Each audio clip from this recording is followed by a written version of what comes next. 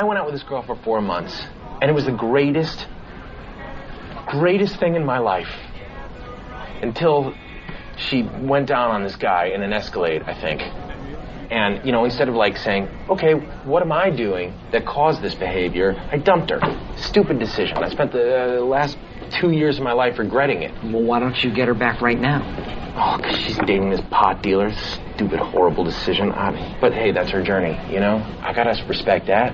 I gotta give her the space. She wants to be some immature little bitch and blow everybody. That's love, man.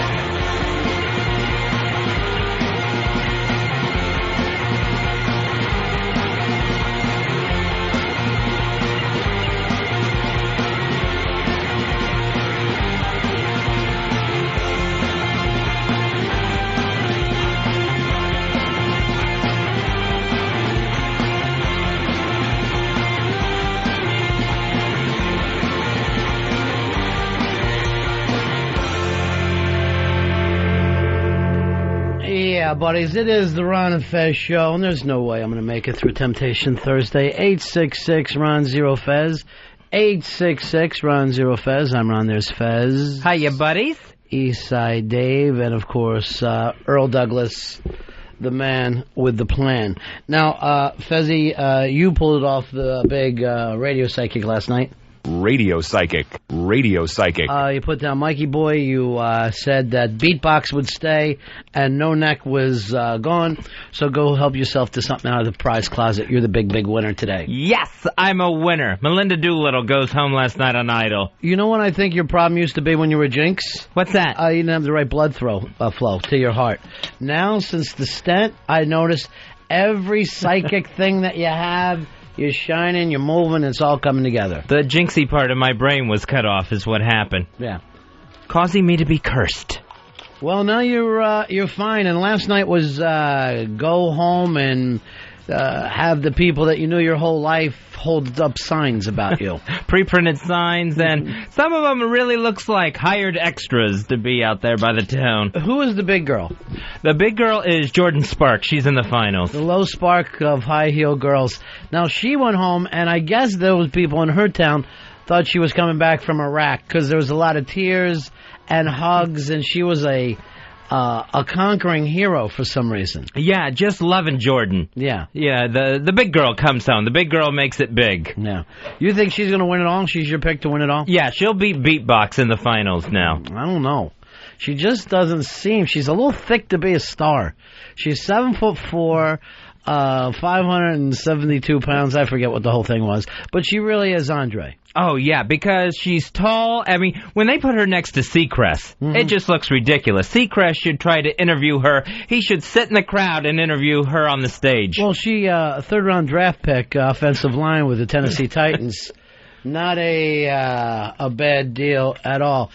I am exhausted, Fezzy. This non-stop radio telethon that you and I have been doing 24 hours a day, and then somehow we find 3 to do other places. We're trying to raise money for the kids and do what we can, but I don't see the donations coming in. No, the tote board hasn't moved. Yeah. Mikey Boy wants to call us. He's a big fan of... Won't you be brother, big brother? It's a Big Brother update. He's signed up for American Idol at home, and you can watch them in the house on your computer. Hello, Mikey Boy.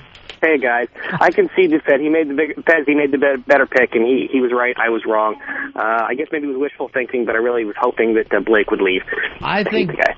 Now your daughter was right though. She said Biggin was going to stay, and she did. Yeah. Was she all happy and crying when she went home, and the people there gave her potluck, and everybody was happy? She hasn't seen it yet. She was actually in bed when we were watching it, so let her know. Scary. Mikey, I also noticed this. Church is very, very big with the Idol kids. Church. Oh, okay. Yeah, they all love church. They learn to sing in church. They go back to their church. Church is very, very important. Now, with Melinda Doolittle and the big party they threw for her in her church... Yeah.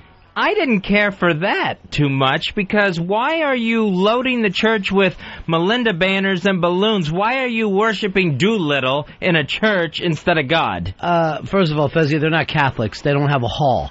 Catholics would have been, we have a gym, a built-in pool. We have a lot of large things you go to. They only have that one space. Did you know? When Farina went back to her church, it was a garage, remember? It was a garage at her house, and her grandmother was doing church. Did you notice that when Melinda came home, they did their best to shoot it so you couldn't really tell that she didn't have nearly as many people as Jordan for one, and then also Blake. I mean, there were people one deep on the road when she was going by, and it was kind of if you use that as any kind of basis to have been voted off, it would have been kind of obvious. That crowd did look like, hey, come on out and we'll give you sandwiches or something. Just stop by, for any reason.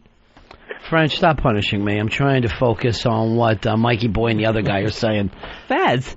Is that you? Yeah, that's me. I thought Fez died. All right, so I picked Beatbox to win it all. Who do you pick, Mikey? I'm still going with Jordan.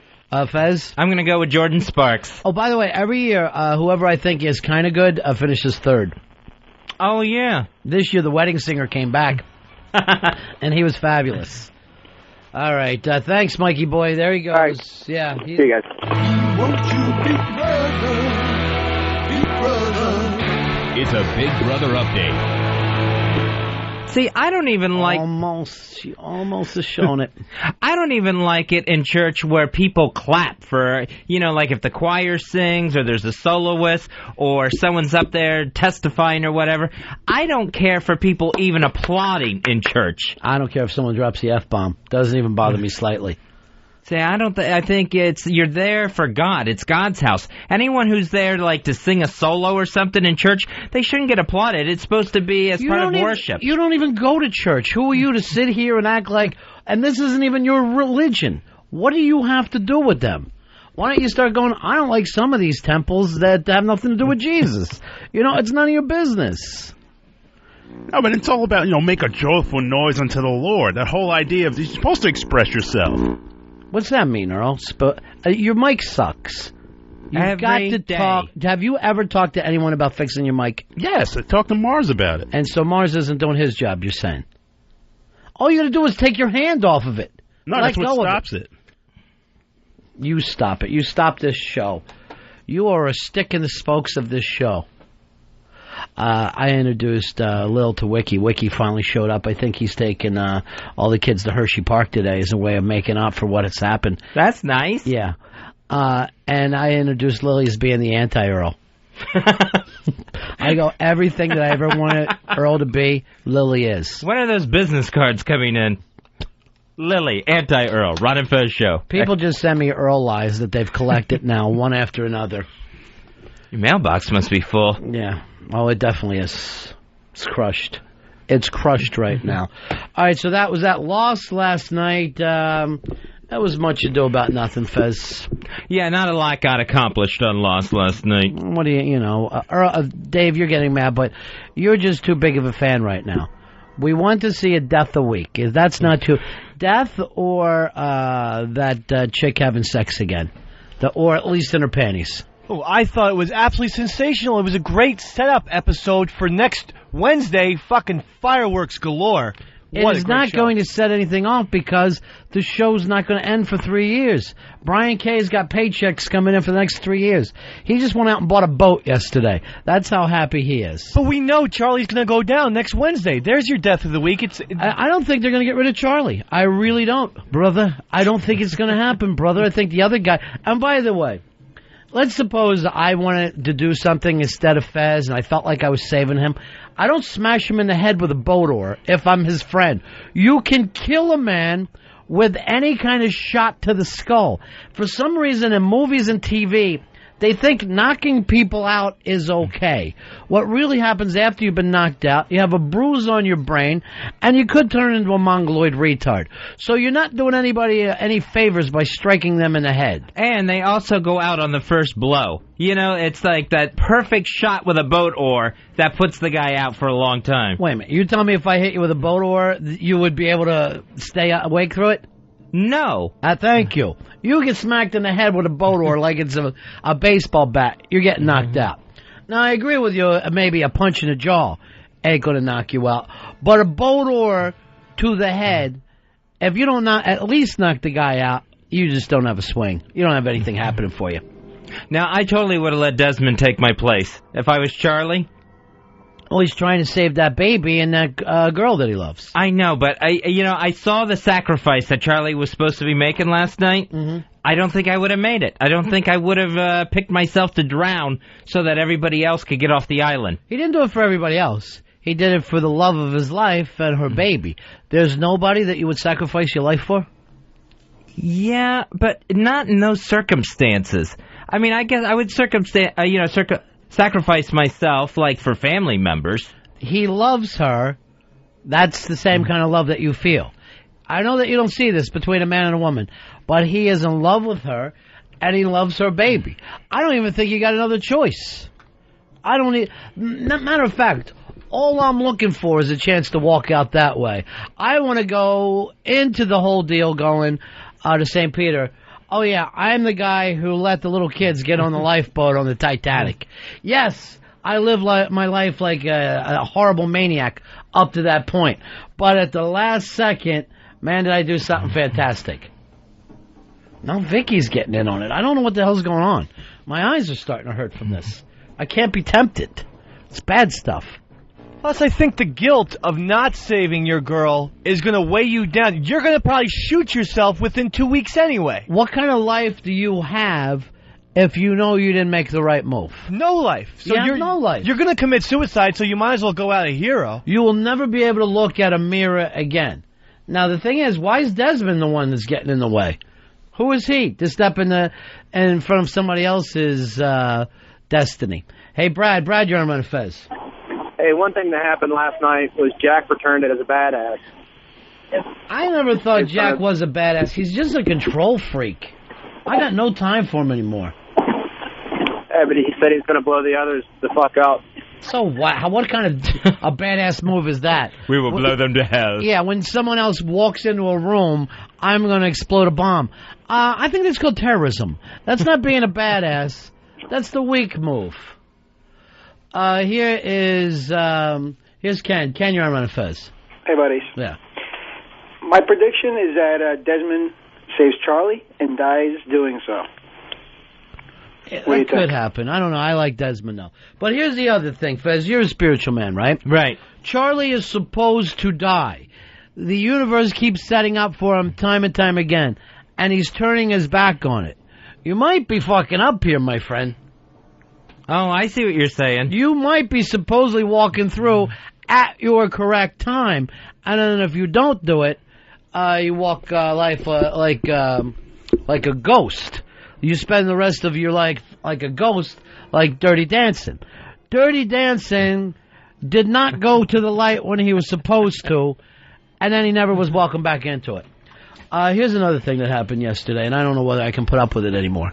Because of the stupid conversation that you, me, and Red got into about what is the largest animal we could kick to death, I think Ricky Gervais came up with the premise. I have gotten thousands of emails of animals attacking people, animals attacking other people, animals attacking animals, animals attacking rocks, and one, which is just a dog humping a goose that got sent to me by Sheepy, who now wants to be called Strong Sad. I've had enough of the animal attack videos. There's way too many of them. But I have come up with this. I cannot beat a giraffe. Dave cannot beat a hippo. You cannot beat a panda.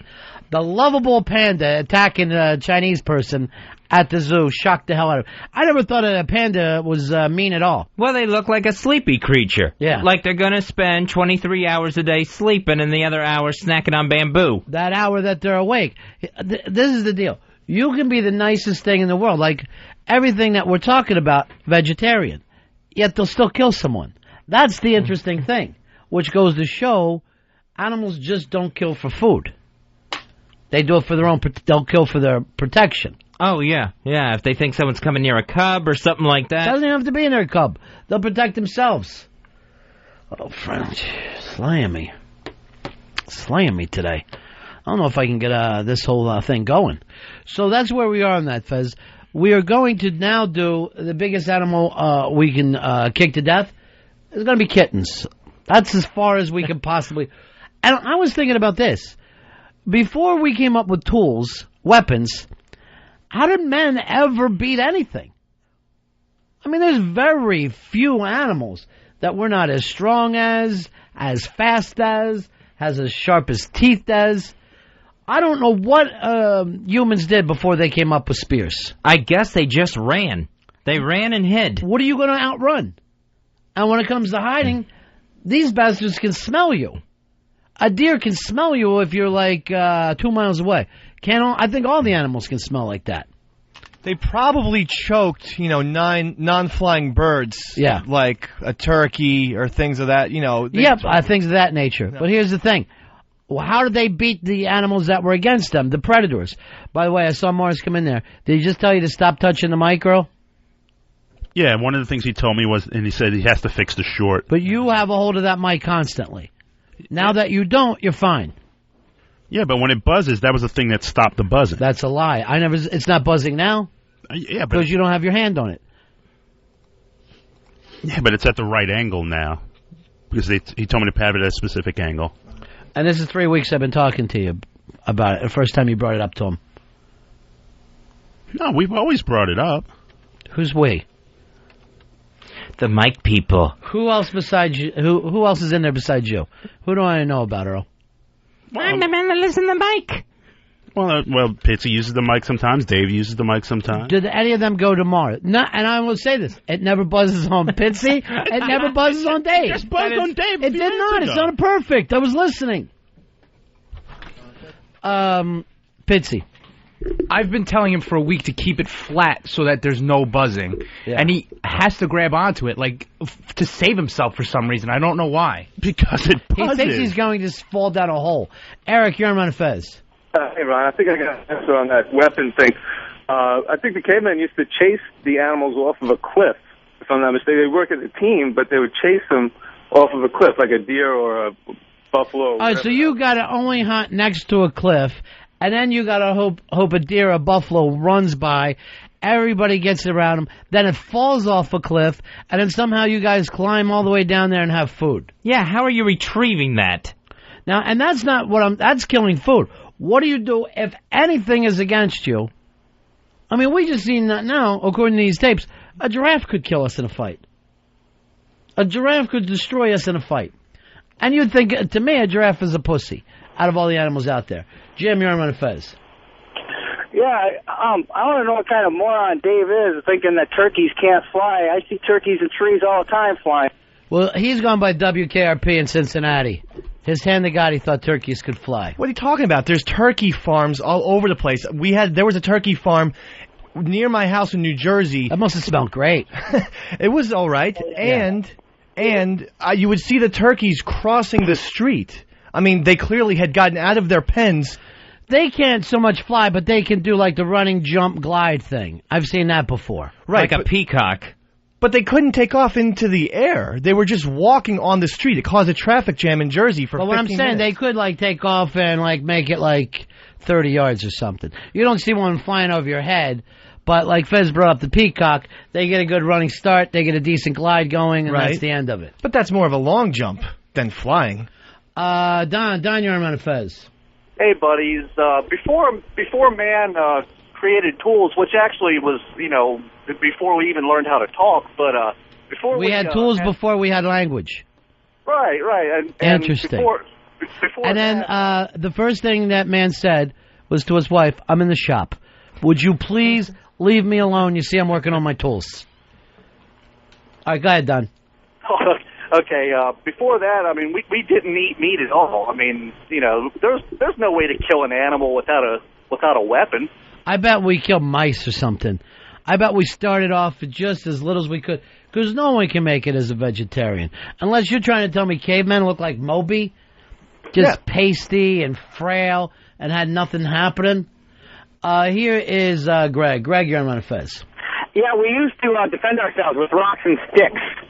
Even but that ain't going to help you against throw a bear. rocks in fights, and so we would throw rocks at our predators and use sticks as like clubs. That's childish. And that's considering that you're just walking along and there's a rock, a big enough rock to use right next to you. Here's Kerry. Kerry, you're on Ron and Fez. Hey, Dave, I want to tell you, I hate to stick up for you, buddy, but you're right. Domestic turkeys cannot fly. Hell, their breasts are so big they can't even breed on their own. They have to be aided by man. Wild turkeys can fly, however. Well, wild turkeys is all they would have had back then. They're not going to breed turkeys.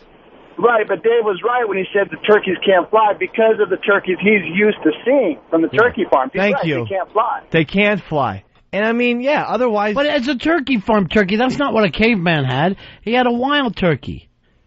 He may have had wild turkeys, yes. What other kind of turkeys would there been? There were no turkey farms where we stuffed these white turkeys until they couldn't move. How do we know that? We know it because they did not raise animals back then. They were cavemen. The American turkey that you see is just like our chickens. They're not. A chicken in the wild would not be as fat and plump as the chickens that we have. They're much smaller. Sean, you're on Fez. Hey, Ron, this is Sean. Yeah. And turkeys, they're pretty fast, because I hunt them and everything. And also, when I was a kid, my dad owned one, and it would attack me. And I had to beat it down with a baseball bat. I will tell you this. They might be fast, but if I see one coming at me, I'm going to punt it like a football. And you will see a turkey explode. You should. I would grab it by his little neck, that weird neck thing, and just spin him around and then throw him up in the air. That's how I'd like to kill him. That probably was the first basketball. It was just a turkey. They probably had a turkey and just like some woman waved a basket and then right away they're shooting hoop. By the way, Earl has one defensive move. Get into the paint, try to draw the charge. I watched him yesterday. Constantly, he's locking up in there like the Tin Man and trying to draw the charge. And he tried to draw the charge, Mr. B. He did not hit the paint at all. He didn't hit the deck. No, he didn't go down. Well, if you really want to take a charge, you have got to hit the ground. You got to flop for us, Earl, if that's your thing. The refs don't call charges unless they hit the ground, Earl. Can't be scared. Here is Ben. Ben, you're on Ron and Fez. Hey, Ron. I raise turkeys, and they fly to the top of 30-feet poplar trees, so Dave's an idiot. Well, Dave's an idiot whether turkeys can fly or not. That seems like they jumped up there. Again, we're talking about flying and jumping. 30 feet, Dave. Then Carl Lewis can fly. Because No, that's he a big jumped 30 difference. feet. He can't Straight jump up in the 30 air. feet up into a tree. He jumped 30 feet, Yeah, but that's not the horizontally. same thing. That's not the same thing. That's not what we're talking about. They can fly, they can't fly south for the winter. If I found out you could flap a little bit and get 30 feet in it, I'd be selling you on the road right now as the flying red-headed boy. We don't say David Blaine can fly. You know what I mean? You cannot be stupid on me today. I'm not. We're on the air 24 hours a day now. I can't have dumb David Blaine talk. I need smart Dave. The Dave that hasn't existed yet. Okay. Here is Matthew. You're on Ron and Fez.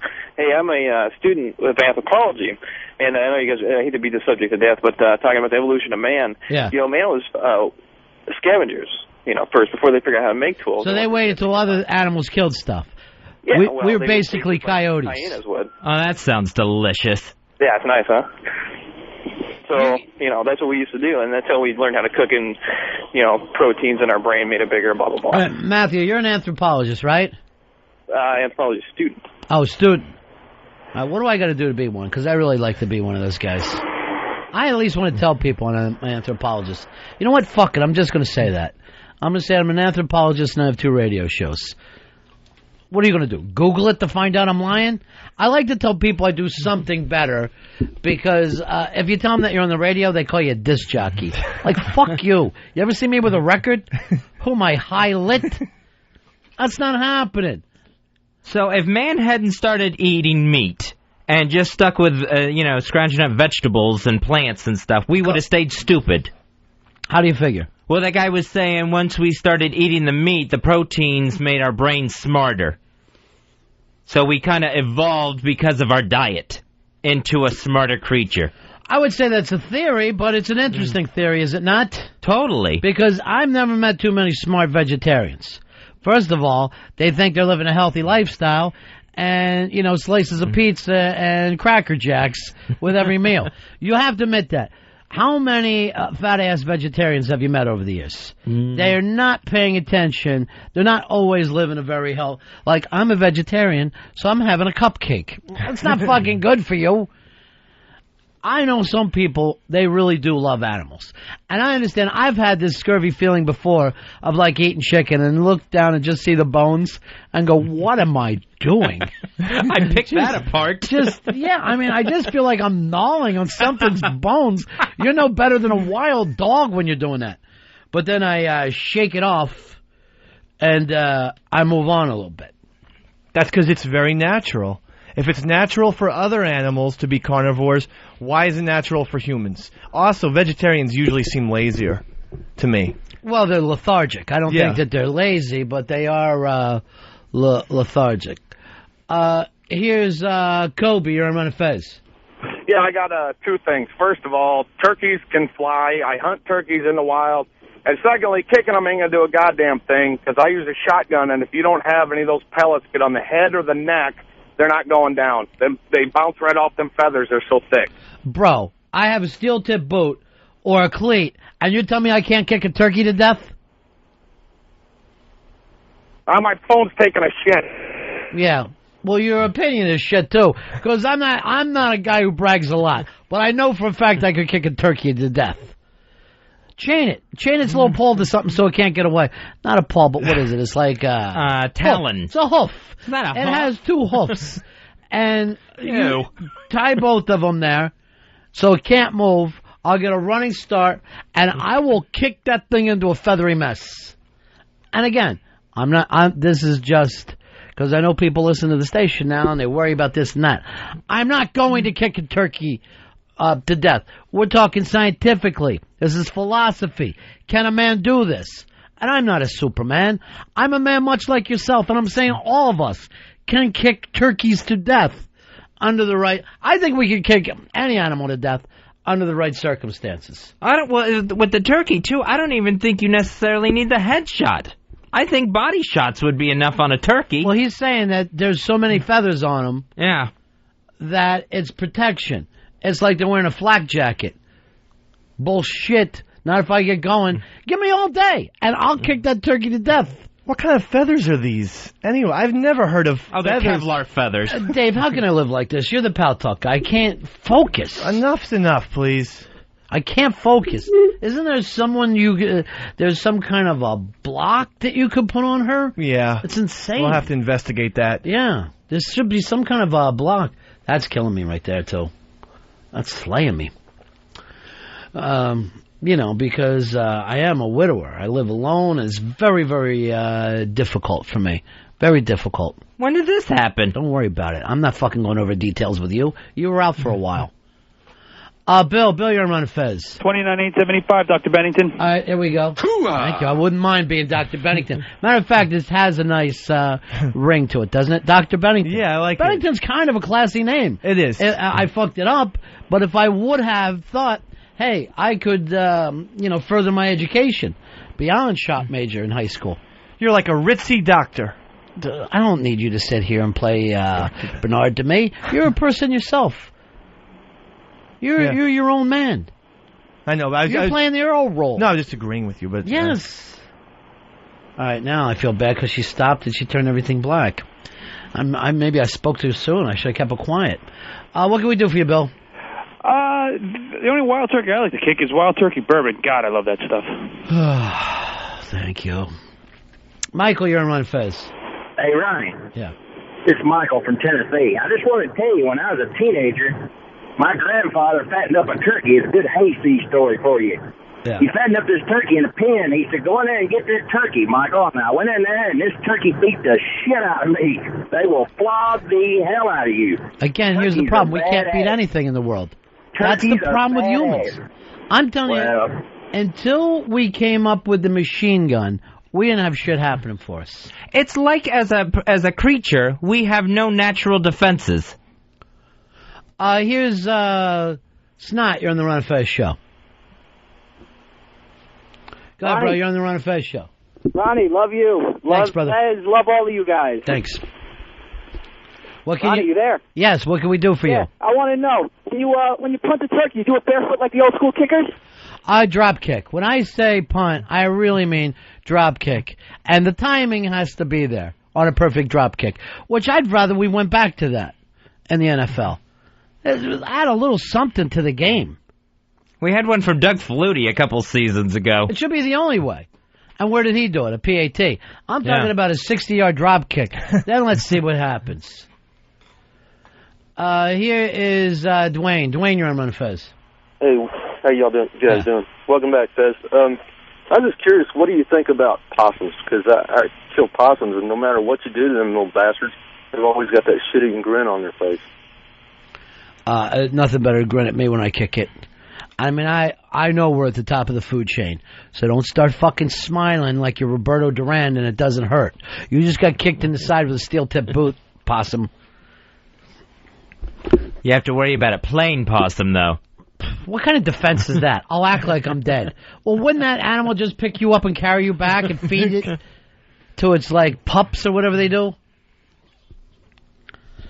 Something happened to my wrist yesterday.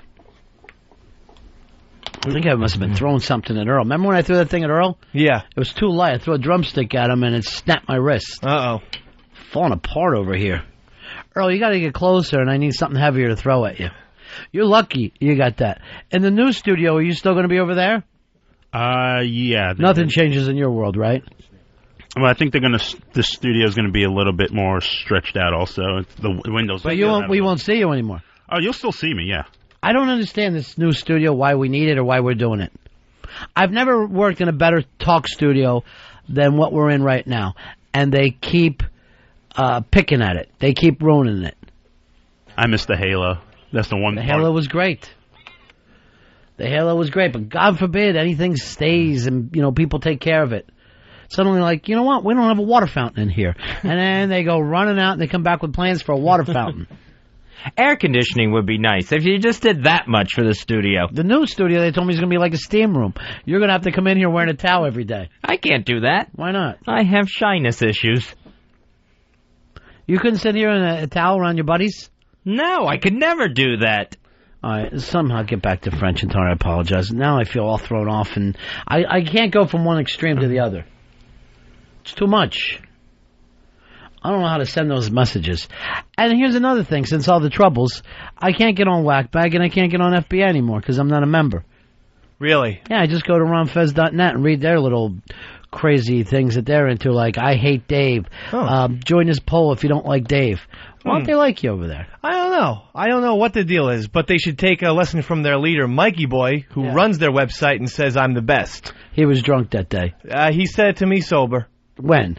He said it to me. He called up the show a couple days later when he was clearly sober because he had just worked a trial. Let me tell you something. That man is never sober. Mikey Boy? Particularly when he has a trial. He's always got a little flask going.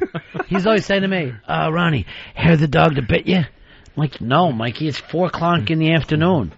I don't need any hair the dog. Here's Tom. Tom, you're on Ron and Fez. Hey, morning, guys. How are you, sir? Yeah, no disparaging remarks about our friend from Tennessee, but he must have been kind of a wuss because I had to pay $35 to one of those petting zoo type places because my daughter and I and the wife and son were in there, and this turkey came after my daughter. You know, like they do. She had a handful of corn, and she hauled off and kicked the sucker so hard it practically shit its gizzard out, and it lumped up and died right there. And then the guy came after us for it, you know. She shouldn't have done that, blah, blah, blah. We had paid $35 to get the hell out of there without him calling the cops. Sounds like the funnest little trip your daughter's ever had. She won't be relaying these memories to a therapist in the near future. I went to, like, this petting zoo for, like, deer when I was little, and the guy who ran it kept being kicked by deer all the time. And he goes that their little hooves are, like, razor sharp. Razor sharp. He shows his legs. They're all sliced up, scarred. From deer. You don't want to back a deer into anything. How does he do that without just going off on the deer one way or another? They love animals. That's something you... Here's the 2 things that you can't figure out. The love of women and the love of animals. Seems like about the same thing. Ouch. You never loved an animal. I've never had an affection for an animal. Had pets, you know, growing up the whole time. Yeah. Never had, like, a huge attachment to one. Bring that up to your shrink. Because I think part of your problem is, and the reason why your heart doesn't work, is you're not using it. How could you have never loved an animal? If you see an animal, you don't think it's cute, it's sweet? Yeah, I see. I can see the cuteness. I can see why other people love animals, I guess. But I've never felt that. I mean, I remember when my first dog died, all I could think of is there's a dead dog in the house. And I hope my dad gets rid of it quick. When my dog died, all I thought is, why go on? Why now go on? What do I have to live for? It's the worst. We had to bury our dog Lucy in the tree, and I made a little cross like she was a dog Christian. Let me just point this out to you, too. I don't like when people name their animals after people. No dog would be a Lucy. You have to come up with a pet name, not a human name. Well, I had this friend, Dan. You know what the name of his dog was? No. Dan. He's like, this is Dan. I go, I thought you were Dan. He goes, I am. But this is also Dan. I go, you're a sick prick. It's lazy. But I do like the fact that you have a kerchief around his neck, and we wasting pop by giving it shotguns. I used to love Lucille Ball. What's so funny about giving a dog a shotgun? We're paying a lot of money for this dope. I don't care how high it is. I got my own fucking problems. Hey, what is this new music that the kids are listening to that you can get high? I saw it previewed on the news last night, but I didn't watch. I didn't see that either. Earl, did you have a tendency to say it? Yeah, I saw it. What is it? It's called like El Doser or something like that. Well, how do you get it? You can only buy it online. You can't. And you really get high listening to it? They claim it gives you the same high as doing coke, as doing peyote, as doing ecstasy. They have different. How could it? That's insane. Those are also 3 different highs. Yeah, I know. Yeah, but they got each track. One is called cocaine. One is called opium. This is bullshit. This is Barney and Rubes. I'm not saying this is bad as one of those get rich and feel healthy. You know, the people are like, I'm listening to a tape so I no longer have TB. I'm like, you better get some fucking medicine. Yeah, they sell all those things to people. They just probably slow down Freebird extremely slow-mo, and then they say, here's peyote. That's the only thing. Like Freebird. Let me check with the guy I know who does get high. I'll just call him Mr. Anonymous or Mr. Anonymous Hicks. Have you heard of this music yet? I saw the preview for it on the news, but I just dismissed it as bullshit. Try to find out from any of your young, hippie, freaked out friends what they're getting high. What's your drug of choice right now? Booze and pot. Yeah, that's it? So far, yeah. You live in low rent. Way to go. He is always... You talk about a guy who's always got a buzz on, it's him. I mean, he literally looks like last call. No matter what time you see him, it's last call. Well, we've never seen his eyes since he started here. Who wants to? We don't know if he has eyes. He's trying to keep his third eye open to everybody. We do know he sweats. Isn't it funny here, like, we're now 40 years after the Summer of Love, and yet you still run into young hippies that would have been born 20 years after, you know, and yet they will still dress and talk and act like it was 1967. And if you think about it, there's still greasers like it was 1957. You still have punks like it was 1977.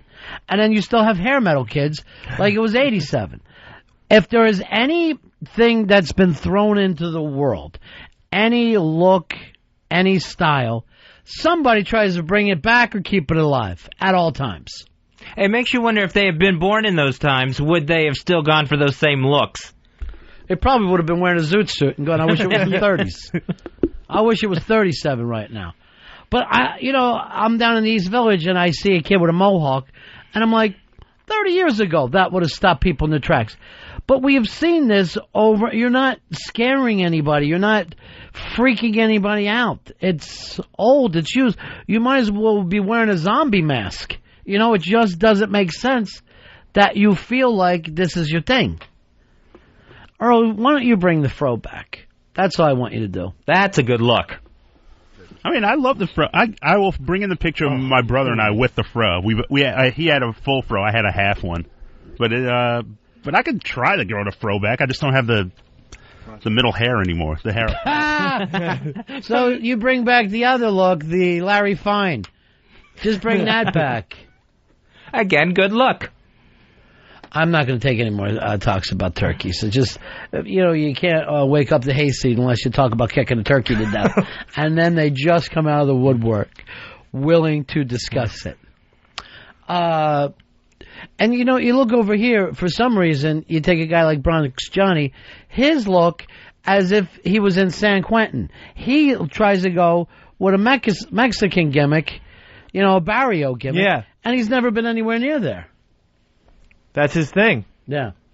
I don't understand the look where the hat's too big. Like Bronx Johnny's hat, his baseball cap is like really big to give it like a Charlie Brown look. I never noticed this. Come on in. Oh. Johnny, let me see your hat. It looks like he could take a smaller size hat. No, it's actually fits me kind of tight. Let me see.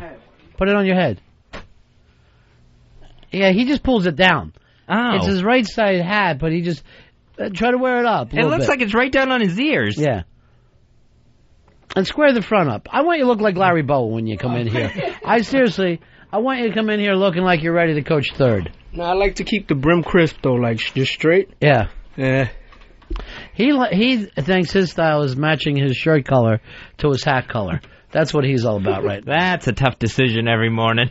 We're having a little problem. Of course, still, we tried to do the new lunch thing when we're not eating bad food in front of Fez. Vinnie Cooper was supposed to come through for us. Still nothing? Absolutely nothing.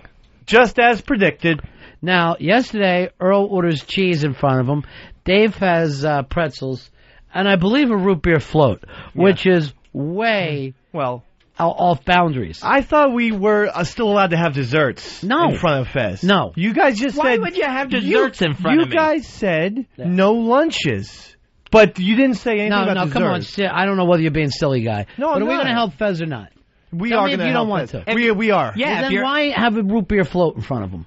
It's such in the mood for one, when you get that craving. We got to do something else. We got a lot of space here. Fez, you are going to eat lunch alone because you can't come out with us and we can't order out with you. So we need to put you in a different spot, lunch alone, like a kid at school that the teachers were afraid was going to get jumped. Yeah, so now, I'll have to eat with a teacher like Wiki to avoid your root beer floats. Why don't you just Wiki had to eat with his teacher? So, all right, you know what? A root beer float. So delicious, right? I love I mean, if it was delicious, you would order them more. And, I mean, it's a rare order. What, every 5 years you have a root beer float? Okay, yeah. Yeah, so it can't be delicious. But it's good. Why not just have a root beer flavored ice cream? Because that's what you're doing. You're putting the vanilla and the root beer together. You like it. You love it, that taste where it all comes together. It really doesn't. It only has the taste maybe on the outside of it. But the root beer never sinks into the ice cream. But you get that creamy foam. Where it's like it's like the vanilla. Yeah, but that's from the mixture, not from the flavor. That's from the chemical of the root beer and the cream. Plus, you're losing the essence of why a root beer float is so cool, which is it's the ultimate dessert. It's a great soda and a great ice cream rolled into one. See, I think a root beer flavored ice cream would be huge, and no one's ever done that. But you're taking away the beverage part, which is half the fun of the root beer float. Yeah, you don't want to eat it, right? You want to drink it. It's really, the root beer float is about the root beer. Absolutely. Not the float part. Yeah, it's about the beverage. And it's fun to be drinking a soda, and then all of a sudden it's like a surprise. Oh, I just got some vanilla ice cream in my mouth. That's my favorite part about the root beer float. What do you say? Like you're drinking the root beer, and then all of a sudden you go, ooh, I just got a nice chunk of vanilla ice cream in my mouth. You're an embarrassment. That's a crazy thing to act like is a small joy for you. Ryan, you're Ron and Fez. Hey, guys, good morning. You were talking about that music and cocaine and all this stuff. Wouldn't you think, realistically, that must be some form of self-hypnosis going on in that music? I mean, man, I used to get high. If I could get high listening to music, I'd be back as a junkie. Yeah. So we have some of this music that supposedly you can get high to. Well, we can't play it. Right. Because people are driving. And they might get high. That's why I pointed at him. Here's 866 Ron Zero Fez. 866 Ron Zero Fez. Ben, you're on Ron and Fez. So you were talking about the looks of generations or decades. We can say the Wigger look was for 1997. What's the look for 2007? I don't know. Let's look 2007. I don't know if there's like a new style. I mean, you check around with the guys we have. First of all, you've got Backstreet Boy, the older Backstreet Boy. That's not going to work for us. There's nothing stylish at all about him.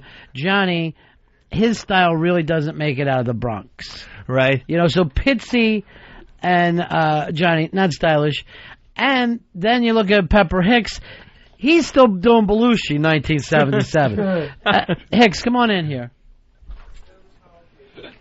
All right, now, wait, this is great. Now, after, all this tempting stuff she does, she just goes into the nods for a while. And she just nods off. What is the new style? What's the look? What are the kids into? Probably downtown's a lot of emo kids with like their hair over one side of their face and like the ironic emo t-shirts. thing, yeah, all right, yeah. Ironic t-shirts. And now the ironic t-shirts is when you try to wear an REO Speedwagon t-shirt. Exactly. So stupid, I love it, man. It's so bad, it's good. It's so bad, yeah. And then they actually do that with music. Yeah. Where they're going, let me play this for you. It's so hilarious. And, they just start to play... sticks. And you're like, it's not hilarious, it's just bad. And they just want to sit around and laugh at it. It's every kid in Williamsburg, Brooklyn. Yeah, everything that's happening. So it's all ironic. There's so much that you've had to digest that is too much. Yeah.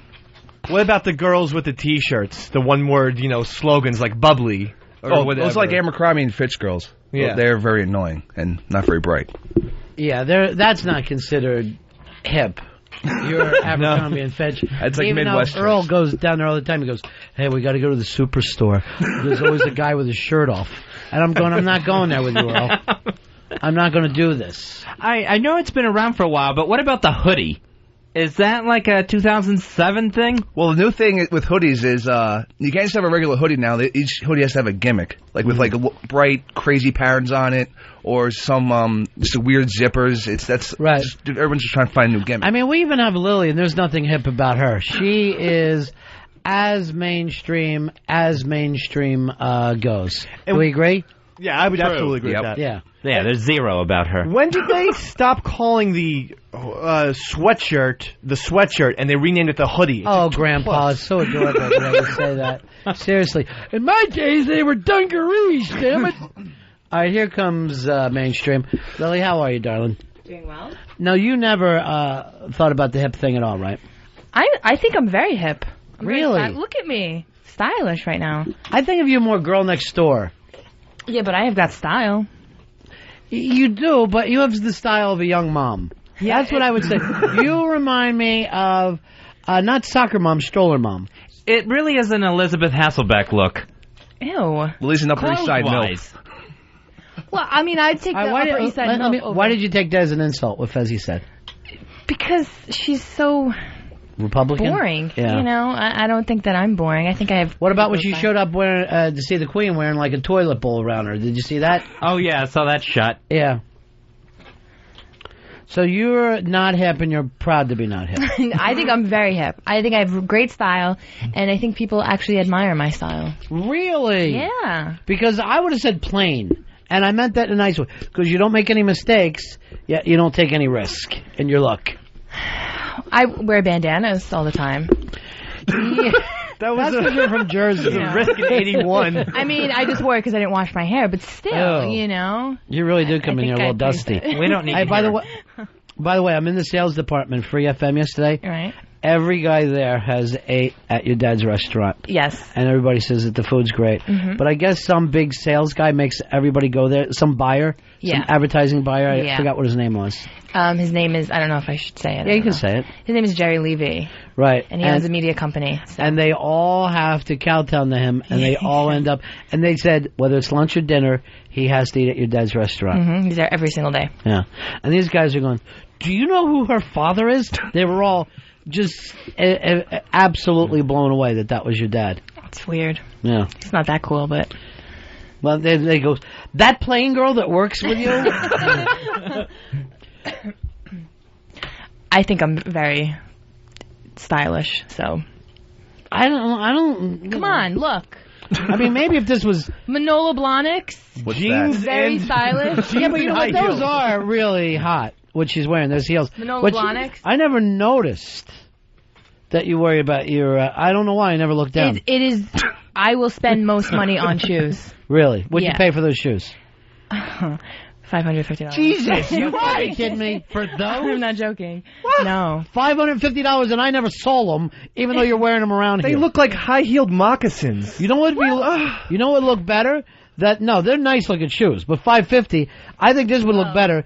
Take $550 and just pin it to your coat and walk around town. Because then I'd be like, shit, she's got some money. Yeah, but here's the thing. nice coat. Men never know what shoes cost either, or are impressed with them. Yeah, I think so. I think men admire really nice shoes on really No. nice feet. All we want to do, even nice clothes, all we want you to do is get you out of them. Right. So don't waste your money. Well, shoes is the one thing that I will make an investment in. So twice not a an year. investment. Yeah, it is, because these shoes will last me 25 years. They're Manolos. This is like they're they not will going to last- want to wear them, though. They're going to look like... No, you that's know, why I get the nice, simple style that will, they'll last a very long time. How many pairs of shoes do you think you have?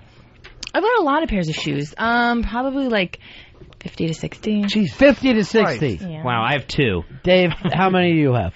3 pairs. Yeah. 6. 6 pair. Earl? 4. 4 pair of shoes. Betsy? 10.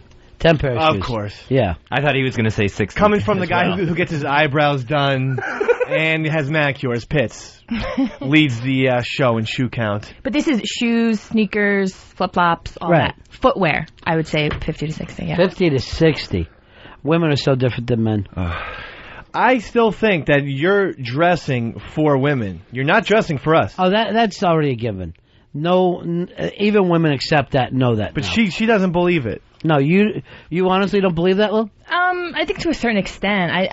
Sometimes I just don't even care. But women only comment on other women's clothes. A man will never say, where did you get that handbag? Or, like, I had no idea that you were wearing shoes, let alone that they were $550. Yeah, I'll agree with that, sure. Yeah. Yeah. I mean, if you really wanted to have men look at you, you would wear something with your vagina showing. And then men would go, you know who dresses great? Lily. I don't know what it is about her. She has just the best style I've ever seen.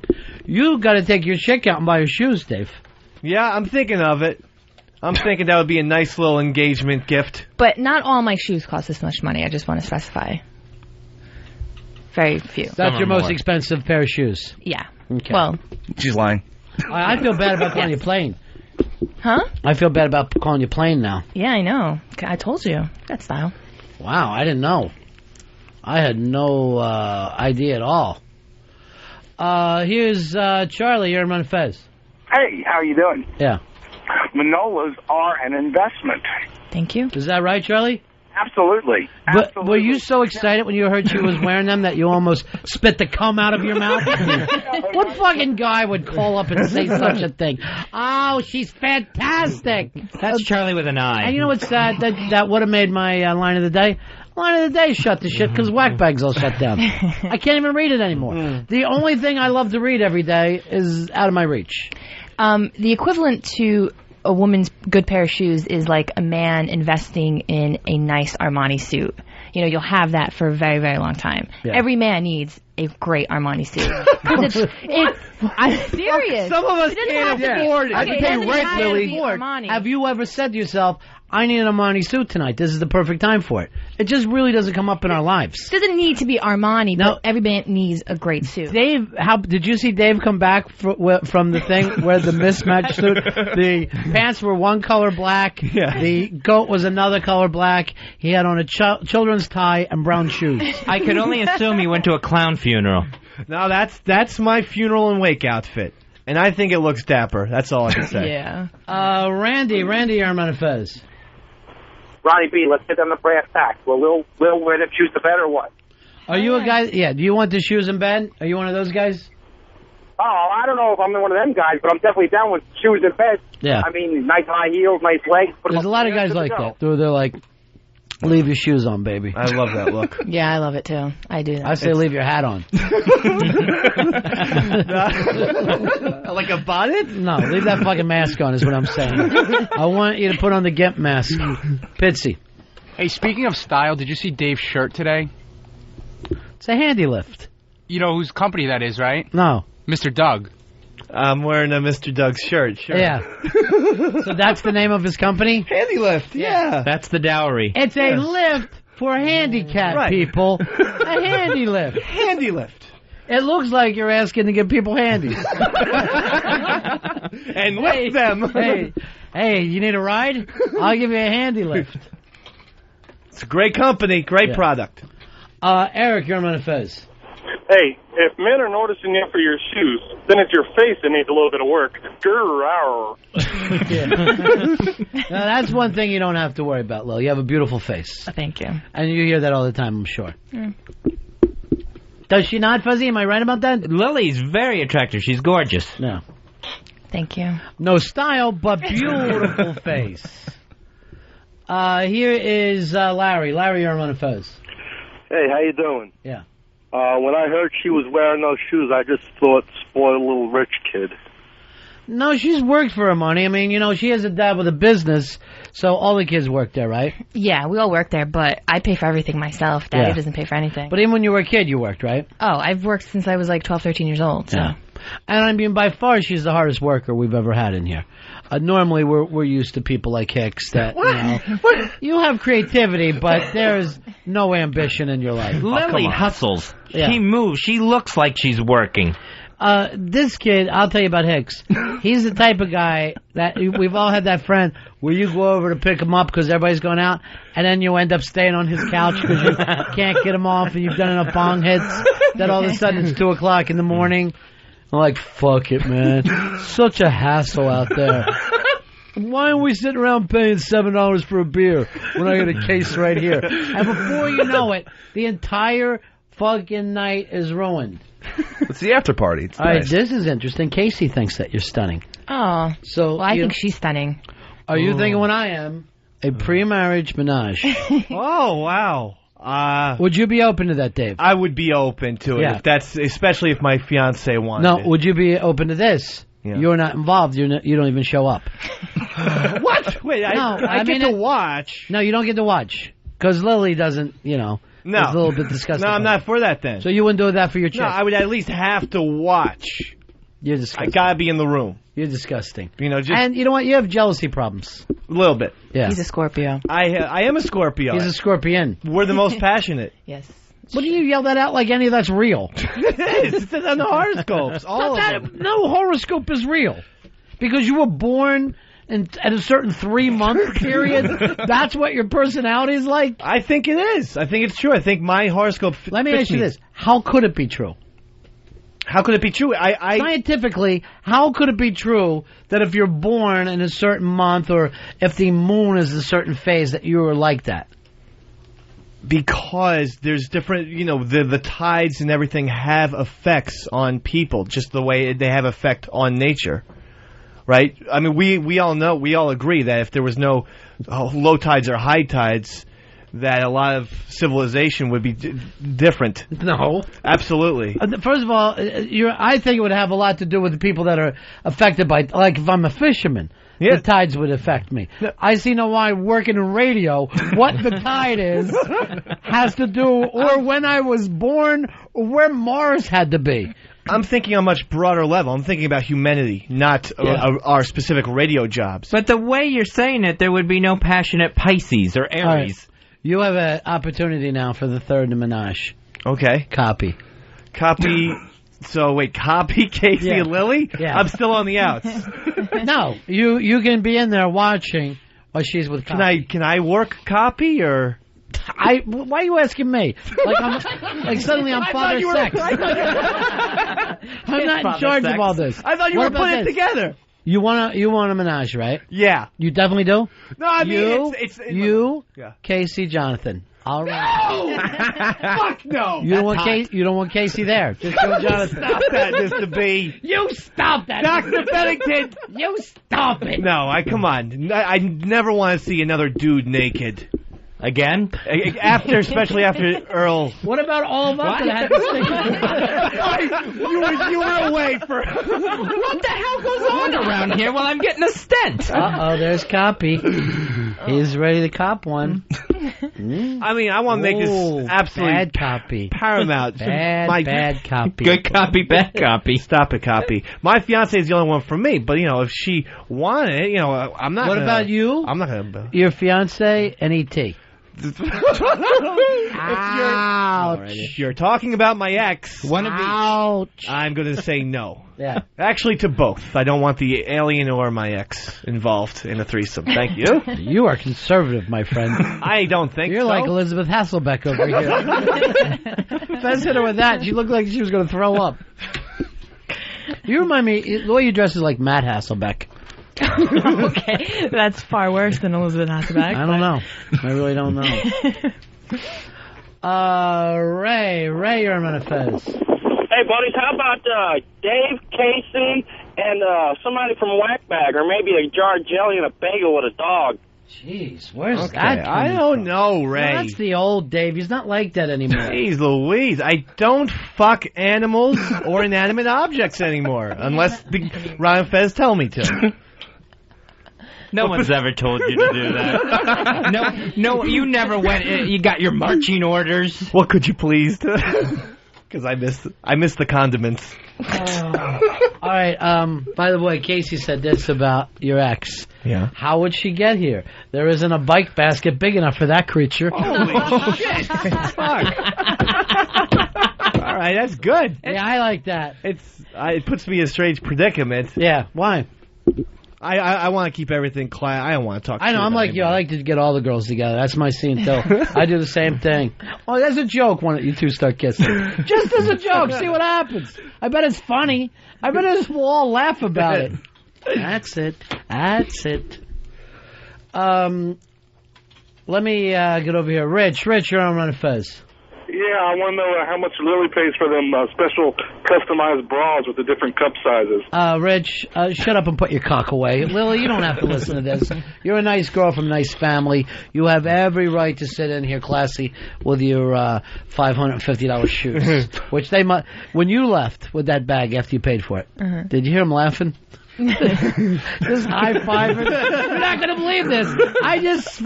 Yes, that much material for $550. That's what kills you. There's nothing to these shoes. They're so tiny. They are so comfortable. What are they made run out a of? marathon in these shoes. Of course they're comfortable. There's air everywhere you look. It's just it's a sole and something for your toes. Italian made. They're suede, so I have to get them clean a little bit here. Are they amazing? I know. They still feel like moccasins to me. No, they're not. Here's Robert. Robert, you're on Ron and Fez. Yeah, Ron. Hey, man. I know that Lily has 60 pair of shoes. I want to get a count on the number of burqas and explosives vests she might own. All right. Yes, she's a Muslim. Yes, there are New Jersey terrorist cells. But I will say this if I have to. On the news, I will debate HTG over this if I have to. This girl's not a terrorist. If she is, I'm as embarrassed as anybody. I know she says death to America, but that's not for terrorist reasons. Only in her sleep. Yeah. She says that. We haven't found any evidence on her. By the way, you notice we don't see HTG around ever since she became a big TV star? I know. What happened there? Protests, radio shows, television. The whole world's revolving around HTG. Yeah. She's on a media blitz right now. I know. I know her when she just stole my Rockahula Luau idea. That's how far back I go with her. Now me and Mikey Background might be doing punk a hula luau. But I'm going to tell you the truth. I can't get anybody into it right now except for Strong Sad. I'll do it. I know you will, Sheepy. Poor thing. Here's Mitchell. Mitchell, you're on the Ron and Fez show. Hey, Ronnie. Yeah.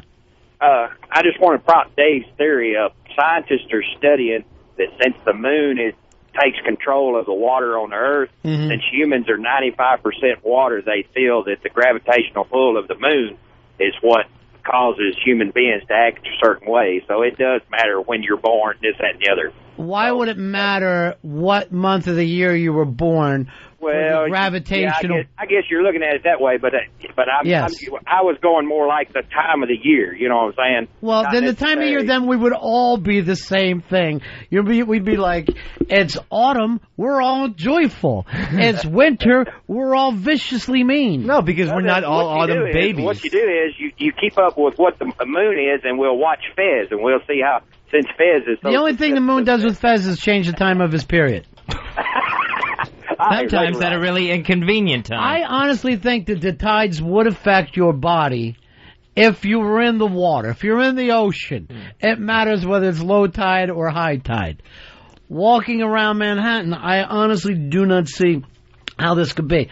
And the New Agers always like to throw out that scientists are what scientists? There's never any specific. Every time you get high, somebody comes up with the 100 monkey theory, and the first time I heard it, I'm like, that's fucking mind-blowing. And then I found out the whole thing's just bullshit. It means nothing. And yet I've heard it a million times from people like you, Dave, trying to just back up what other crap talk that you want to get into. Here is Brian. Brian, you're on Ron and Fez. Hey, Ronnie, Fezzy. Fezzy, welcome back. Thanks, pal. Really as classy looking as she sounds? You know, again, this isn't Jack Radio for you. She's a beautiful young lady, a beautiful young professional. But we're not going to sit around and describe her to you. She does have her own MySpace page that gets quite a few hits. How many MySpace pals do you have? Probably like 300 something. Yeah. And they're all your friends? No, a lot of them are just like show people who want to be my friend. Like who? I don't know, just, fans, I guess. Show people. Show people. There's no people like show people. The only reason why I wouldn't be your friend is to eat in your dad's restaurant for free. Even if we had to eat in the kitchen. I wouldn't care. I saw a picture of your friend Tenacious C the other day. In her roller derby thing, in the middle of roller derby. Now, we don't get to talk to her anymore because Jiven works with us. And I guess they broke up. Yeah, that's the rumor. But why, when these couples break up, do you have to stop being friends with everybody else? Oh yeah, it's the us outside people that end up losing. I don't know about that, but the thing is this: when a couple breaks up, are you still friends with both of them, or just you pick a person? Depends on who I was better friends with to begin with. So that would be your friend. Yeah. So when you and this will give everybody a thing: if you're dating someone, and then you start being friends with another couple that were his friends, they're really not your friends at all, no matter how long you're with them. Yeah, because they'll always go back. Yeah. You the same way, Dave? Yeah, it's whoever's I'm friends with longest. Not me. I'm still friends with you and E.T. I call her all the time. What? Yeah. Well, I phone her. That's all. What the hell? That would really bother you. Yes. Even though That's I was serious. I treated her nice for years. Yes, that would bother me. All right, I don't want you to be upset, but she checks in with me. And one time we got together to talk. Well, how? Email? No, I went up to the Chinese restaurant with her.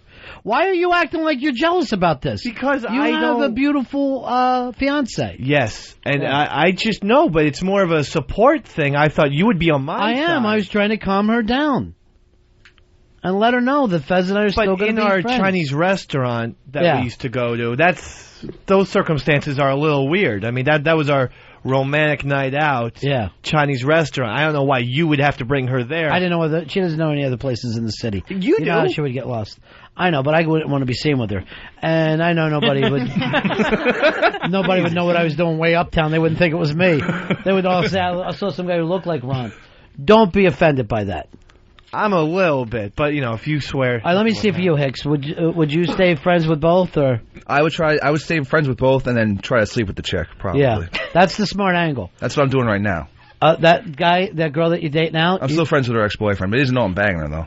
Really? Nah. And she's crazy about you. Apparently. She told me that this is when a chick is crazy. She's like, yeah, he's a genius. She told me about it. Because I told her, he's a talented young man. She goes, yeah, he's brilliant. He's a genius. I go, all right, you believe that, honey. You go ahead and believe that.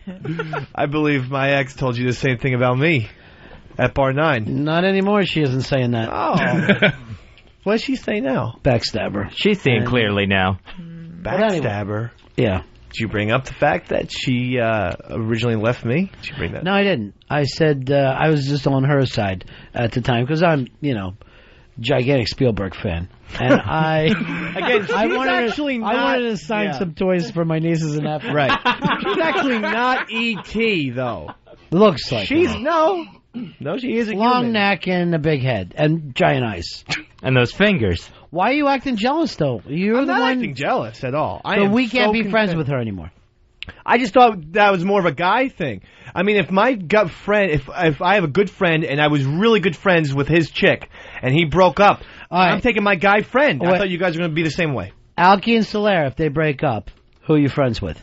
Oh, that's so tough. Yes, I mean, that's what life is. Well, I'd probably talk. If Alki specifically said, hey, don't talk to Solaire anymore, I'm so pissed off at her, I would probably have to drop her and hang out. Wow. Alki. That is amazing. So you never were friends with Solaire. I am friends with her, but it's just the guy thing that you have to do. That's the way men are supposed to behave, in my opinion. What's wrong with being friends with a woman, though? Yeah. There's nothing wrong with being friends with a woman. But what you're saying there is because you're not going to be friends with her if they break up. Pepper, you haven't told your friend that you're hanging out with your chick, so obviously you have... Oh, he knows I'm hanging out with her. It makes it better. That makes it better. He knows you're hanging out with her, and he's totally fine with that. Yeah. You're lying. I swear to God I'm not lying. Well, why? He's a pussy. Who, me? No, your friend. He is Why? kind of a pussy. Why hang on to somebody that you let go? You think good things about her, right? Yeah. You want her to be happy. She meets she goes off with one of your friends. They're both happy. You're friends with both of them. Why wouldn't you want them to want to be happy together? I just don't want them to. And X is... and who are you to hold on? And you gave up your rights. See, I have a different outlook on that than you do, obviously. An X, to me... As soon as you break up with someone, they're your enemies for life.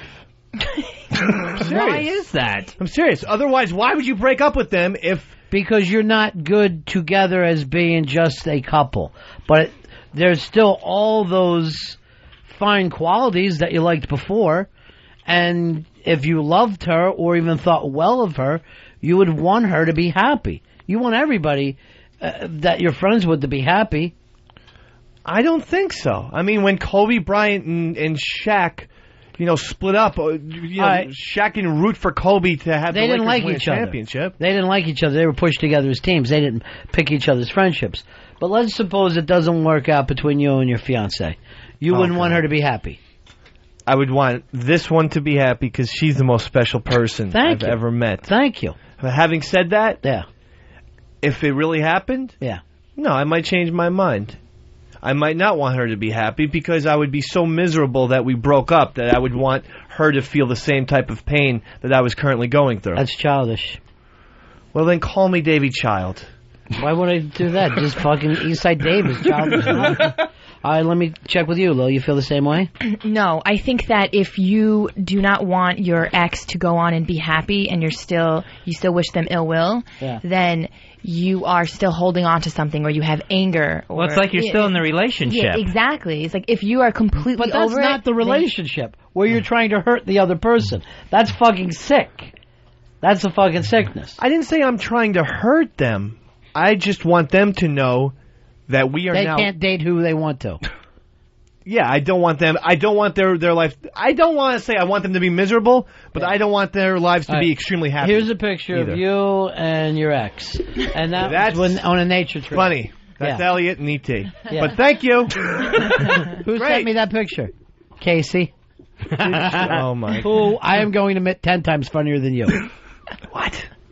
Well, that's fine. I mean, we're one. So actually, by giving her that compliment means you just said I was funny too, because we're a union. You were talking again about David Child. This is a childish fucking. What is a marriage supposed to symbolize anyway? It's supposed to symbolize a unity. You're not married.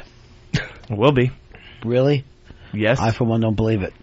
I think this is still a show joke. It can't be real. It's not. You want to talk to my mom?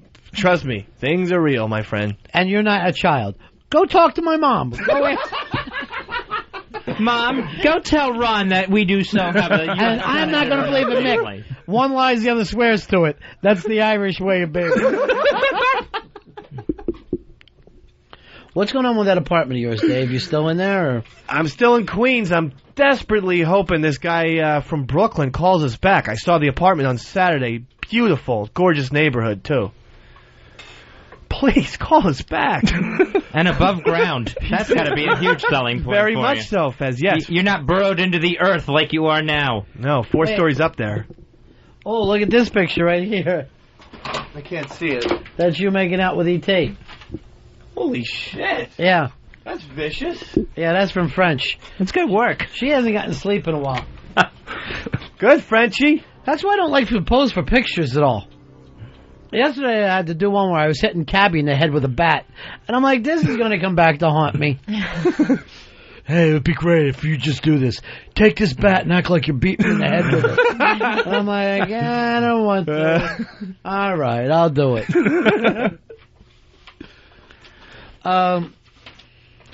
Let me say over here to Ron. Ron, you're on Ron and Fez. How you doing, buddy? Ron, you're on the air.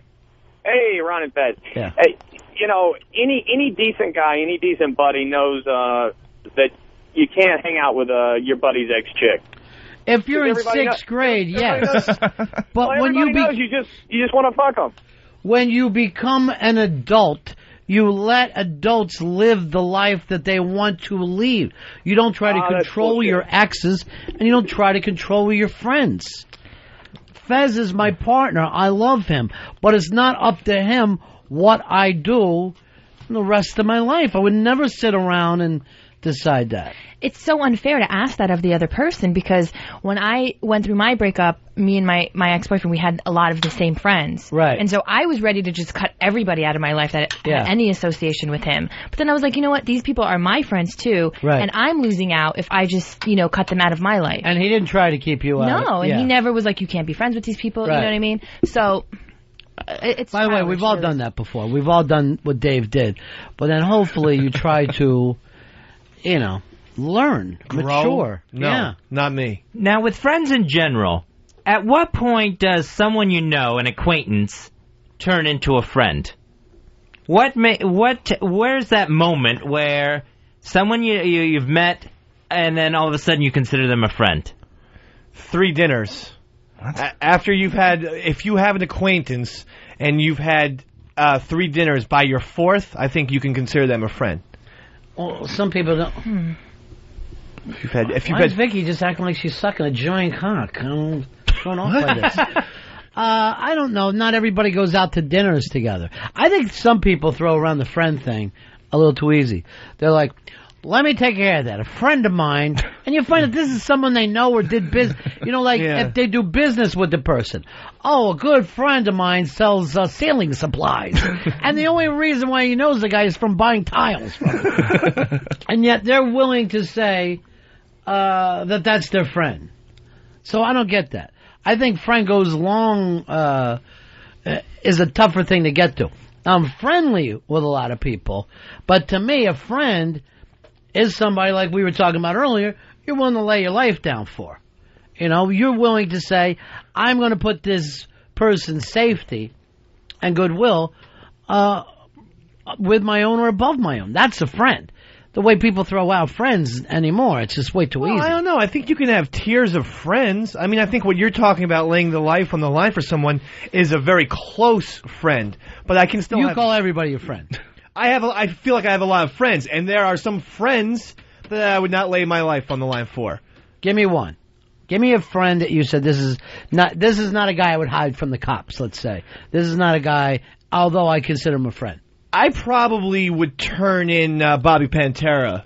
Really? Now, he's a friend of mine. Right. But I ain't going to the jail. I ain't going to the big house for him. But see, to me, a friend is the guy shows up at your house 3 o'clock in the morning. He gives you a towel. A towel has a fucking gun in it and money, and he knows, don't fucking worry about a thing. I'm going to take care of this for you. To me, that's a friend. And maybe it's because I had such close friendships like that when I was a kid, and that's what I base friendship on. Mm-hmm. But I don't fall into this when I see people around or even go out to dinner. That means the same thing. Yeah, but I feel like that's still a best friend that you're talking about, rather than just a friend. Mm. So how many friends would you think you have, Eastside Dave? He doesn't have a definition of friend. Right. He has tiers of friends. It's a fucking waste of time to have these conversations with him, because he just expands what he's saying further and further out until basically it's every American, Canadian. No, come on. That's the way that you're going with this. No, I know what my friends are and who aren't. Matt, you're on Ron and Fez. Aha. Yeah. Hey, the only criteria for a friend is if you'll move them out of an apartment or move their furniture. See, I go the opposite. A friend wouldn't ask a friend that. That's how I know somebody is my friend. If someone's a dog, I'll say, hey, come on over here. But how many people do you get up in the middle of the night and go pick them up at the airport? Very few. 3 or 4 people. That's a friend. Everything else is acquaintances, people that you're friendly with. But the real person that you'll get up with, you'll hide a gun for, you'll hide them from the cops, you'll show up for them. You know, how many people would you feel, I got to call this person because, there's been a death, like my dad died or something. Not something that you tell them, not like it's gossip, but here's somebody I need to bounce back off of. Yeah, that's again, a fucking friend. A very small number. Yeah. Those are friends. Those are real friends. That's the real stuff. Just because I won't call someone at the night. I mean, I don't think I would call Mikey Boy, but I think he's a friend. You'd be better off calling Mikey Boy. Mikey Boy is a guy who could show up with a gun, and I'd fucking hide it for him. In a heartbeat. In a fucking heartbeat. Not only that, if he showed up with the body, I'd be like, bring it in here. Listen, Mikey Boy, sit down. You're fucking hyperventilating. Let me chop the body up. You'll take some of it somewhere. You take it upstate, where that other thing happened, and I'll go to South Jersey, and they're never going to know shit if they find us. That's how I feel about Mikey Boy. But I can't say I feel that way about everybody. Like Earl, I would not say that for Earl. If Earl showed up with a body and a gun, I go like this. Okay, Earl, sit here. Then I called 911. And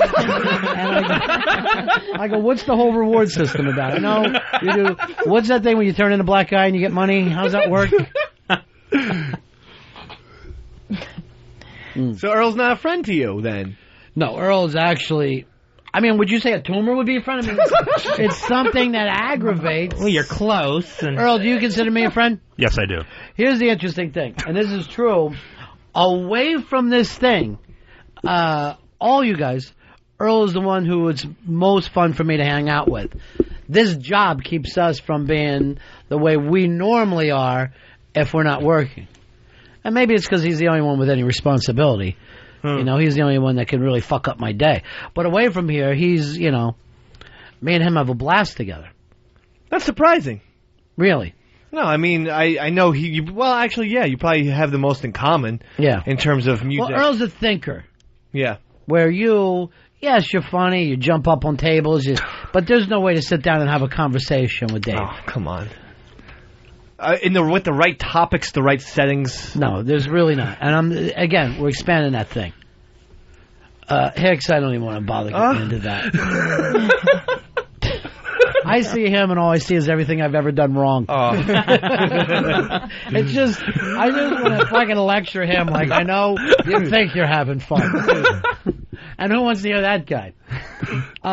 Here's Dan. Dan, you're on Fez. Hey, I was wondering what Dave thinks about me and Casey still being friends. I mean, we went out for a little while, and, you know, we still talk and shit, but I don't know that she tells him that. Dan. I think he's making this up. I don't know. No, I'm not making it up. Not at all. I need you to swear to Jesus then. Say he's not going to do it. Thanks, Dan. He made that up. That's a lie. Catfish, you're on Fez. Hey, how we doing, buddy? Yeah.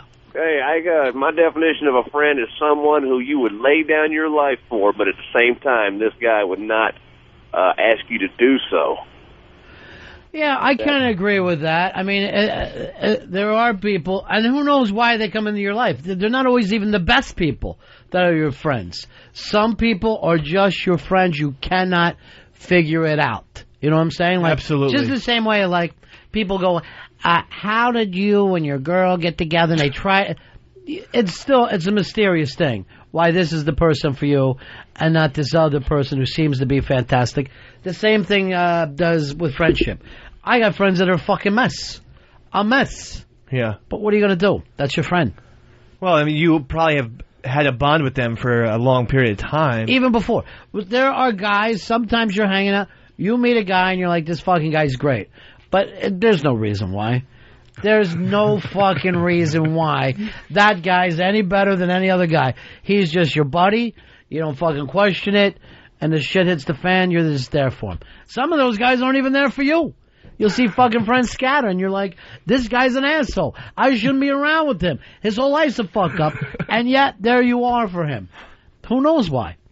It's not logical. It's not thought out that way. Yeah, because you can have the people that are your friends, you can have those moments where you don't see each other forever, and then you get back together, and it just seems exactly like you picked up where you left off. I'm going to tell you right now, I got guys from 25 years ago, and I'm fucking not making this up.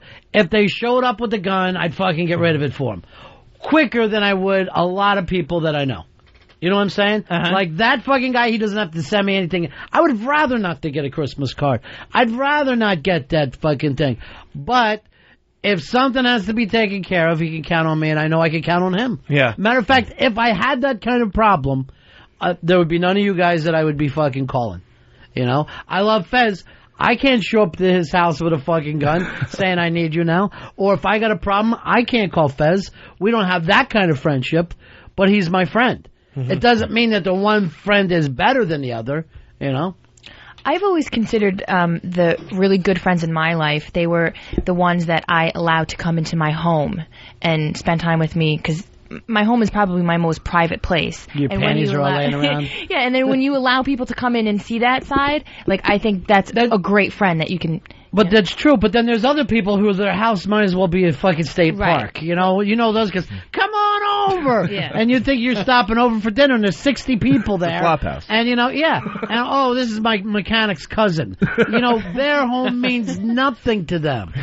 And I'm more like you because the rest of my life is so public. Right. I like to keep, and because I also feel like that's my family's home. Right. That because someone, when you have kids and a chick, you don't feel like, I just bring everybody through and then their lives have to change. Mm-hmm. Again, I'm not sure if I don't know if there's any one thing that you can say what friendship is other than just in your gut, right. And if you're willing to, if it's somebody you're willing to go out for. She's quite mad. She's quite mad. Here's Matt. Matt, you're on Ron and Fez. Yeah, Dr. Bennington. Yes, sir. How long do you think how long do you think a friend can be terminated from a relationship and still be considered a friend? You know, because your interests draw different. Right. Over years. For me, my buddies from when I was a little kid, same way. And I'm going to even say something crazy. Any chick that I ever cared about could do the same fucking, you know what I mean? Like, no matter how bad our breakup was, if I got a call from one of these broads and says, I have a kid now missing in New York, I'd be out on the fucking streets looking, you know? I don't give a shit. I feel the same way. That's what I mean about friendships, too. That you don't have to be there forever, but it's like you shared these moments in your life that these are the people in your biography movie. You know what I mean? If you did a movie of your life, this is young Henry, and that fucking guy is going to be there for you forever, you know? Because my best friend from growing up, Yeah. I see her maybe 3-4 times a month. Right. I mean, every 3 or 4 months. Yeah. And I still consider her to be my best friend, and I barely see her. I know You exactly what you mean. I know exactly what you mean. Here's Len. Len, you're on Ron and Fez. Yeah, hi. I'm just trying to figure out how old Dave is because, like, I have 3 teenagers, and my daughter has her BFF, like, forever. Mhm. But, like, now that I'm a grown-up, I have friends. I have associates. You can't clarify one best friend when you're a grown-up. I consider my banker my friend because he gave me money. Well, I feel bad for you. I'm 29, and I would never have my banker. And I agree. I think that you're friendly with people and you have associations. And see, my chick is incredibly friendly and is nice to everybody and knows all these people in the neighborhood. And, you know, in my neighborhood, I'm more like, you know, fucking her old man than I am myself. You know what I mean? Because I don't spend a lot of time with these folks. But I'm sure she differentiates that between the people that she actually cares about. You know? Yeah, I'm sure you she does. should go through life friendly, being nice to people, but I don't think that's the same thing as being your friend. That's what I'm talking about. I agree with that, but that's kind of a different situation. Yeah. Kevin, you're on Ron and Fez. Hey, Ron, Fez. Welcome back, Fez. Glad to hear you better. I want to know if you think men and women have the same ideas. You've been talking to the 3 of those guys and just brought Lily in a little bit, but do you think women have the same type of friendships as men do? I will throw that over to Lily. I think, for one thing, women are more honest with each other about I think we're more emotionally Right. attached to each other, where men will be like, I want to just go shoot some hoops. You know what I mean? Where Right. I don't think a lot of men friendships will go deeper Right. to that emotional thing. Like Dave would never come and say, I'm worried about this thing that happened between me and Casey, where a woman would do that. That's why, to us, it feels like a betrayal. Because you're like, you what? You told her that I spit on you? You know what I mean? Bitch. Where a man would never do that. A man would never come and say, you know, this is the way it is. Yeah, women you know? just have more of an emotional bond with each other, I think. I don't know what the thing is. I don't know if I would consider that emotional bond, because for us, it would be a hassle to hear about. Women need to tell men things, or people things, where men don't. Like if Dave says to me, how's everything going? I'm going to say, all right. Everything's great. Women need, and if I said something else, as I said to Dave, I got a fucking problem with this, blah, blah, blah, we'd immediately start to try to figure out how to do it, you know, to fix it. Where women don't even expect that. They just want to puke their fucking feelings up, have the other person go, oh, wow, that's awful, and then go away. That's very true. Because have you ever noticed that if a woman says maybe, you know, how was your day to a guy, and you give him a couple things, oh, work was okay, and that was it, you know, and they'll get pissed off at you for not elaborating more. I don't know what else to say. Yeah, exactly. and no, you don't. You're keeping secrets. And then at the same time, the flip side, if you ask a woman how her day was, holy shit, she's yip-yapping for 2.5 hours. Here is Rob. Rob, you're on Ron and Fez. Hey, buddies. Welcome back, Fezzy. Thanks, pal.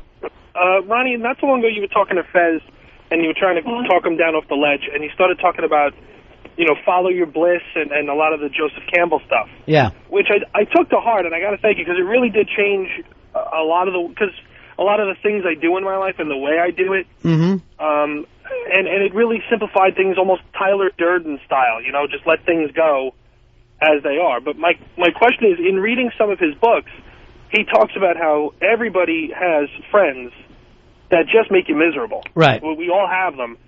And he suggests, well, just cut them out of your life because they're not really adding to your life. Right. And I don't know how I feel about that because there are friends I have that are just incredibly miserable human beings. But I don't, and when I'm around them, I'm like, why am I with this guy? But at the same time, if they needed something, I'd jump in and go, sure, I'll help you out. Yeah. So I'm just wondering how you reconcile that with yourself. Well, my thing is this: the people that I eventually just move away and see them from time to time. But I mean, there are friends, like I said, when people go, okay, you're an alcoholic and an addict and all, yet you can go out to bar 9 to 3 o'clock in the morning. How come that doesn't bother you? It doesn't bother me because I don't have an emotional connection to partying with those people. But there are people that would be tough for me to see with a bindle. You know what I mean? Where I'd go, yeah, maybe one last run. You know what I mean? Like, there are people like that I have to, I'm not saying cut out of my life, but stand back away and not be caught up in that situation. So, I mean, I definitely think that if I lived next door to some of those folks, as much as I love them, I'd have to say, look, I can't fucking hang out with you. But, luckily we live in a society where time and, I didn't fucking stay in the same town. You move around and all. And don't let that happen to you. But in a way, if you follow the philosophy, we're all connected anyway. You know what I mean? Like, really everybody is either your friend or everybody is your enemy. But basically it comes down to, there's only one organism anyway, Well, Ronnie, thank you very much for because I wasn't aware of Campbell. Yeah. But then when you said, like, you'd go back in time and tell yourself to follow your bliss, it almost made me sit back and kind of reassess everything I've ever done. Right. There is nothing else that you can do other than follow and be successful at, than follow what makes you happy. And the difference there is like when shit happens to you when you're following your bliss, you keep going. If you're doing something that you don't want to do, when the stop things come up, you stop and leave. You know what I mean? Like, if you have a career that you don't love, there's plenty of things that will make you quit. Where if you have a career that you love, you have no, you're not after just a paycheck or whatever, you're after a feeling. Thanks, man. What is it, Jenny? I'm saying, regarding like chicks being better friends with, I think that's kind of off because I've always met chicks and they'll tell me stuff about their alleged best friend that I didn't want to know. They're like, oh, shorty sucks dick. Guys, I don't think guys really badmouth each other like that. I don't think sucks dick is such a bad thing for a woman to do, Johnny. I know it is uptown. I'm saying, like, if you're trying to wife the chick or something. What's that? You don't want to hear that. Like, if you're trying to wife the girl, you don't trying to wife her? Yeah, but I just want to wake you up that adults do have sex, that we're not all in 6th grade. I'm not saying there's nothing wrong, but that's supposed to be your best friend. You shouldn't be telling people shit like that. Yeah. Do you believe in that? I don't know if those people were ever friends at all. Were they, Lil? No, I don't think so. I mean, it's not a good friend. I don't know what kind of nasty crowd he runs with, but it always comes back to bizarre things like that. It does sound like he has to watch his back constantly. Yeah, out of his own paranoia. Because remember how many times he thought guys tried to pick him up. We need a break. Earl, if anything else, this means that you should leave the show. I mean, when we really sit around and talk about this stuff, it does seem like it's time for you to go. So, Earl Douglas, everybody. All right. Thanks for everything, Earl. Thanks, Earl. Love you. Nice knowing you. Old Man River. Write us when you get work. What? I didn't say anything. Good luck napping. Yeah. Peace. Ron and Fez show. Oh. Ron and Fez. XM 202.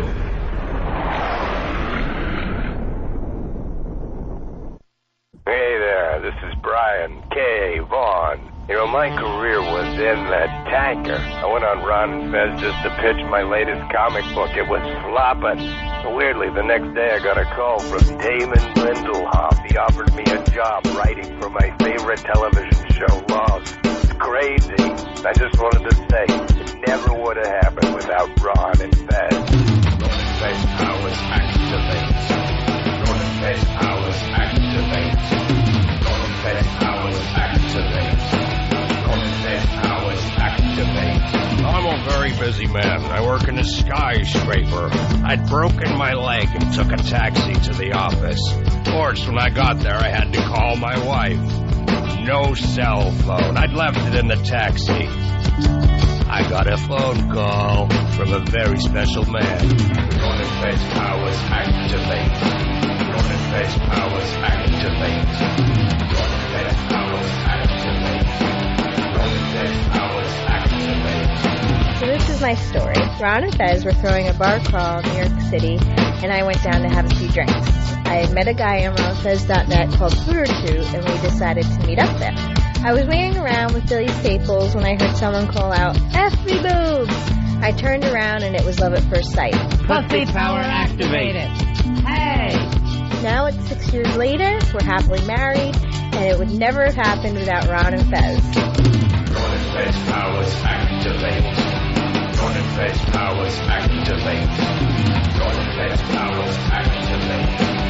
Ron and Fez powers activate. It should be noted here that a paid professional voiceover artist was hired to impersonate Mr. Brian K. Vaughan, who yet himself, by electronic mail, approved of both the concept and the content of the story attributed to him, which story itself was entirely fictional. It should also be noted that I would be out of a job and on the street with no money or food without Ron and Fez. Ron and Fez powers activate. Ron and Fez powers activate. Ron and Fez powers activate. Ron and Fez powers activate. Pussy power activated. Hey! Yeah, that's the new sleeves, and Thunderpants is the song, the band, Fezzy. Yeah, Ron and Fez powers, I believe that's called. And all the sleeve stuff you can hear. What do you think? What do you think of the new sleeve stuff? That one not up there with my favorites when it comes to sleeves material. Here comes Stalker Patty. What are you thinking, Patty? I love it. I love the beat. There you go. You got a beautiful beat. I think that the Mighty Horse thing was just so gigantic for us. We can't quite shake it yet. Oh, I'd love to have a whole tape with these songs on it. I love them. Yeah. All right. From what I understand, a little spy report here, Fezzy. A little spy report.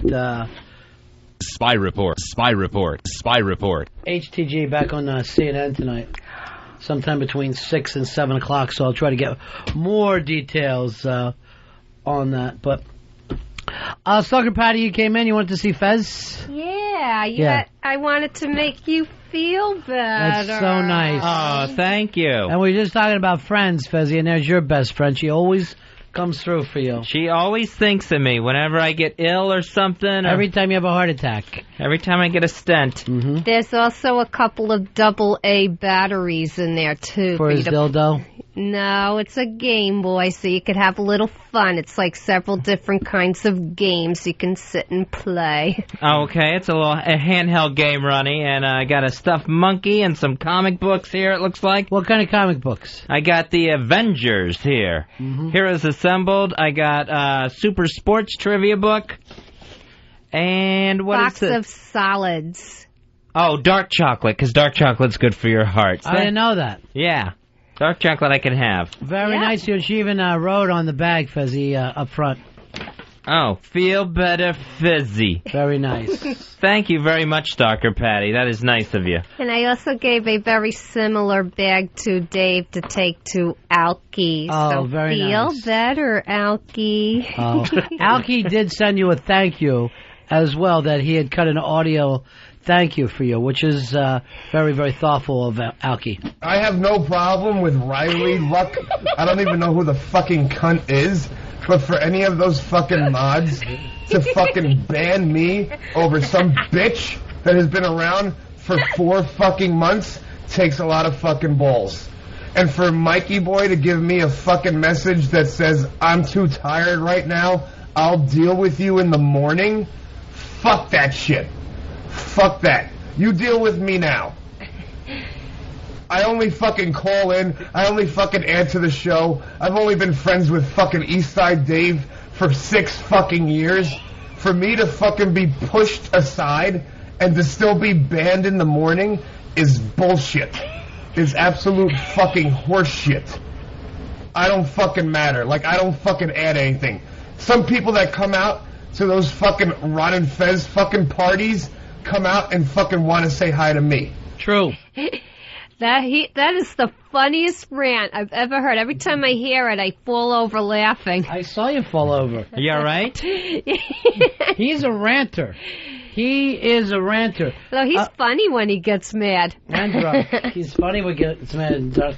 And then while that was happening, Dizzy just had her fist up in a solidarity move, which I appreciate. Diz, stay with the family. That's the important thing.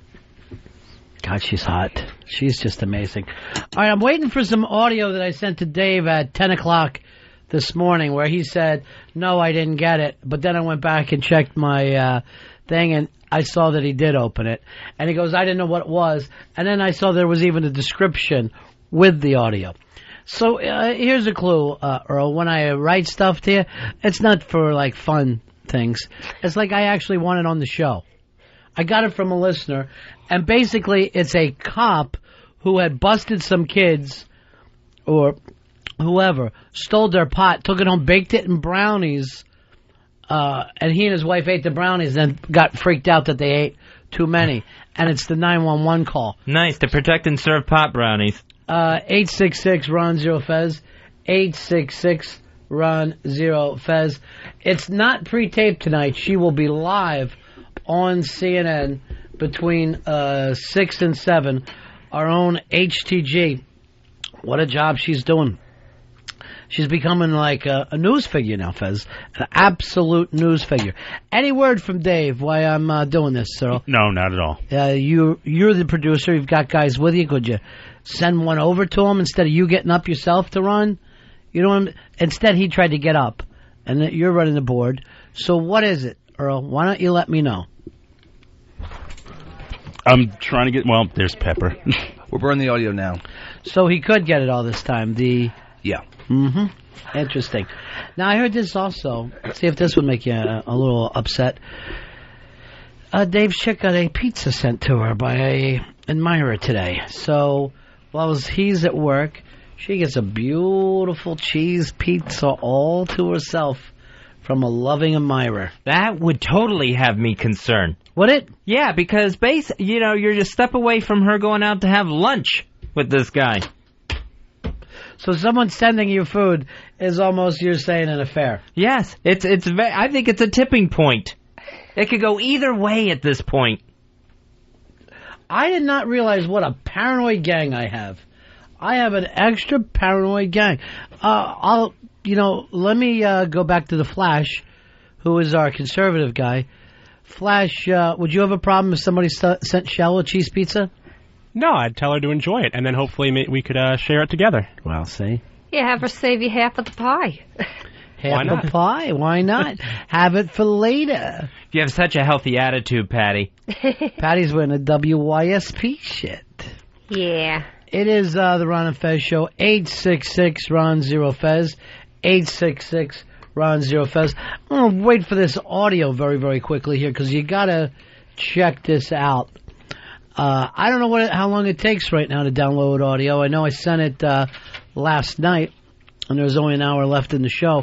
So before I got anything else, I'd like to hear this, Earl. Okay, I was just told that they were having trouble burning it with the burners in the back, and that's pretty much what's holding things up right now. I see. Or is it holding up that this should have been done, 4 hours ago? Here's something else that got to me, Earl. I'm watching Jon Stewart last night. Don Rickles is on the show, has a brand new book. Why don't I have the Rickles book? I actually asked for Don Rickles. He was, quote, not available. And I asked for the Rickles book. And the Rickles book, it should be here hopefully by today. Does he make that up? Is he going to leave here, run out to Barnes & Noble as fast as he can, grab a book and run it back? Borders is only 3 blocks away. Oh! Good one, Patty. Good one. I'll tell you something about Patty. She's always ready with a zinger. She got you, Earl. Your barrel laughs, Patty. 3 blocks away to Borders.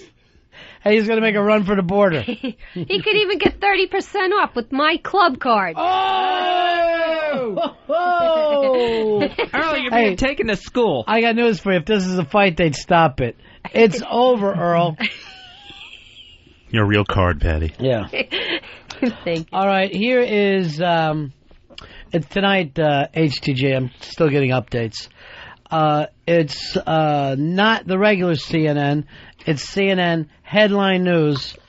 And that all comes from Casey, who got the information all on her own, and wants everybody known that she found out the information on her own, and then she transferred it to me all by herself without even the slightest person's help. And she said she did it while she was eating cheese pizza. All right, way to go, Casey. You did it. You know what? You are the Lone Ranger.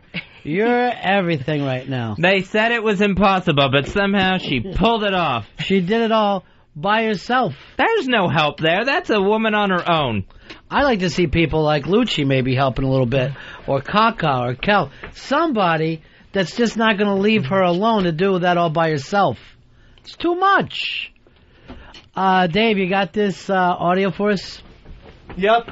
So basically I gave you the premise. Now here's the weird thing. This is a local news show that's telling the story, and when the story's over, they come back and you'll hear their reaction. But listen to the cop on the 911 call, and then later listen for the way the newscaster deals with it. A councilman from Dearborn, Michigan is outraged over a 911 call. He wants to know why no charges have been filed against a police officer who admits to confiscating marijuana from suspects and then baking it in brownies. And once he and his wife were full and high, they thought they'd overdosed and called 911. I think I'm having an overdose of this, so is my wife. Overdose of what? Marijuana. I don't know if it had something in it. Can you please send rescue? Did you guys have fever or anything? No, I think we're dying. Okay, how much did you guys have? I don't know. We made brownies, and I think we're dead. Time is going by really, really, really, really slow. Well, instead of being charged... Perla. Sorry. Instead of being charged, the police department let the officer resign. His wife was not charged either. So far, police officials have not commented on the case.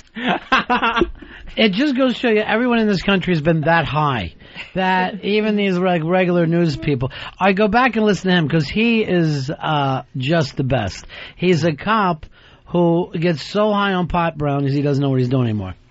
A councilman from Dearborn, Michigan is outraged over a 911 call. He wants to know why no charges have been filed against a police officer who admits to confiscating marijuana from suspects and then baking it in brownies.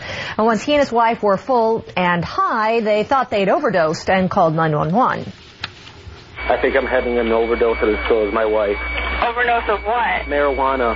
I don't know if it had something in it. Can you please send rescue? Did you guys have fever or anything? No, I think we're dying. Okay, how much did you guys have? I don't know. We made brownies, and I think we're dead. Time is going by really, really, really, really slow. That's my favorite part there. I think we're dead. We're both somehow trapped between this reality and the next. I think we died, and time has slowed down. I didn't know dead people spoke. They're a good one. She got you, Earl. Dead people do speak as producers.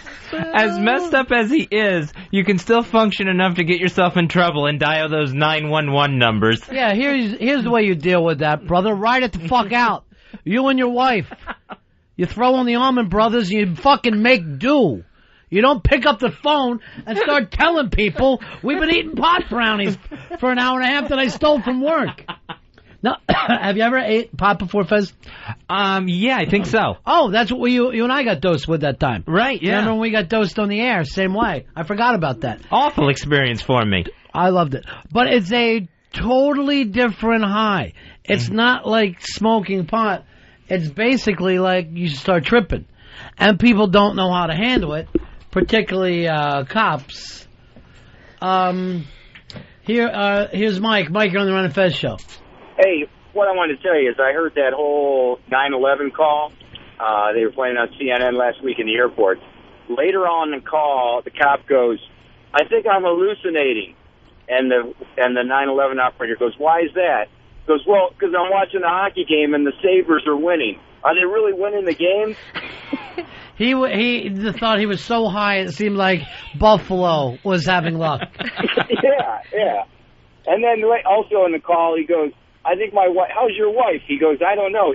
She goes, yeah. He goes, well, can you see her? He goes, yeah. Was she breathing? Yeah, I think so. Let me ask her. This guy's so stoned. It's great. You're so high, you don't know what you're doing. And I guarantee you, not only are you not going to be a cop, you got to move out of town. Something that embarrassing happens. You're a Mr. and Mrs. John Doe from that point on. Oh, yeah, everyone's dragged into it now. The whole family. When you're that high that you're like, I think we might be dead. And the other person doesn't say shut up and just fucking gets freaked by it. Just gets weirded out even more. How's that Don Rickles book coming along? Not here yet. Why not, Earl? Did you make it up? Do you really not have it coming in? No, it is coming in. Earl? Swear to God. Swear to God. It's coming in. It's not happening, Ronnie. It's a stalling tactic. It gets you off of him for a day about this book. I had no idea it was even out. I love Rickles. Rickles, to me, I saw Rickles when I was a kid. To me, that's what a stand-up does. He walks out in the middle of the whole fucking thing with no act, and hopefully walks out of there an hour later with everybody happy. I don't want to see a planned act. I don't want to see the same show that you do in every goddamn town. Fucking go for it, pal. Rickles hysterical. Still. Oh, yeah. And he comes on last night on Jon Stewart, and he sits down to the desk. He goes, I feel like I'm on the Titanic. It's just his jokes, you don't even know where he's going with it. I see, in Rickles, I see a little Jimmy Norton, too. Jimmy reminds me a little bit of Rickles. I could definitely see that. Those were the best Carsons, where Rickles would show up. Sharon, you're on Ron and Fez. Hi, I have a spy report. Thank God, honey, we need one. Spy report. Spy report. They're filming a movie up the block from my job, and I believe the name of it is going to be called August, and it's with Josh Hartnett. So the secretaries and I were on a lunch break, and we had gone down the block, and we saw him come out of the Pussycat Lounge. And, of course, we're all freaking out. So we went over to see if he'd take a picture with us. And he just turned around and was like, oh, we're a big fan. Can we take a picture with you? We have to go back up to work because we're on a lunch hour. It won't take very long. And he just turned around and was like, no. And he was just a total snotbag. Now you hate him? Yeah, totally don't even like him anymore. What town is this in? So what town is this in? in? Boycott the movie now. What town is this? Downtown Manhattan by where the Trade Center used to be. All right, I'll tell you something about Josh Hartnett. Everybody boycotts every movie this guy does. Really? Yeah, it's box office poison. No, because he did really well with Pearl Harbor. That thing was a bomb. Was it? Yeah, I heard a lot of good things about it. I liked it. I saw it. I loved it. Then you and I have nothing in common. Nothing in common at all. Thank you. 866-RON-0-FEZ, 866-RON-0-FEZ. Here's, it's our buddy Hard Rock Johnny. Johnny. Hello, boys. Yeah. I just called because I got dosed when I was at Mardi Gras one year in New Orleans, and it was just horrible. Was it acid? It was brownies, but, man, there had to be something else in it, because I was just so fucked up. But Are you sure? Because you really like brownies. Yeah, but see, here's the thing. That's the problem. I ate too many. Had you ever eaten pot before? Yeah, sure, man. It's really a different thing. It's different to gauge it.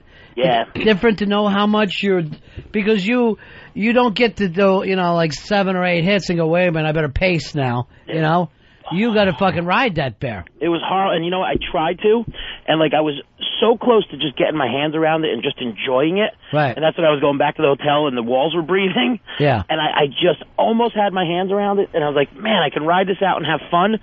And then I just lost it again, and it was hard. It was like the worst because, you're walking around the streets. Mardi Gras is just crazy as it is. Right. And there's people walking around with masks on, and it's just like insanity, and you're tripping your face off, and you don't really necessarily want to be.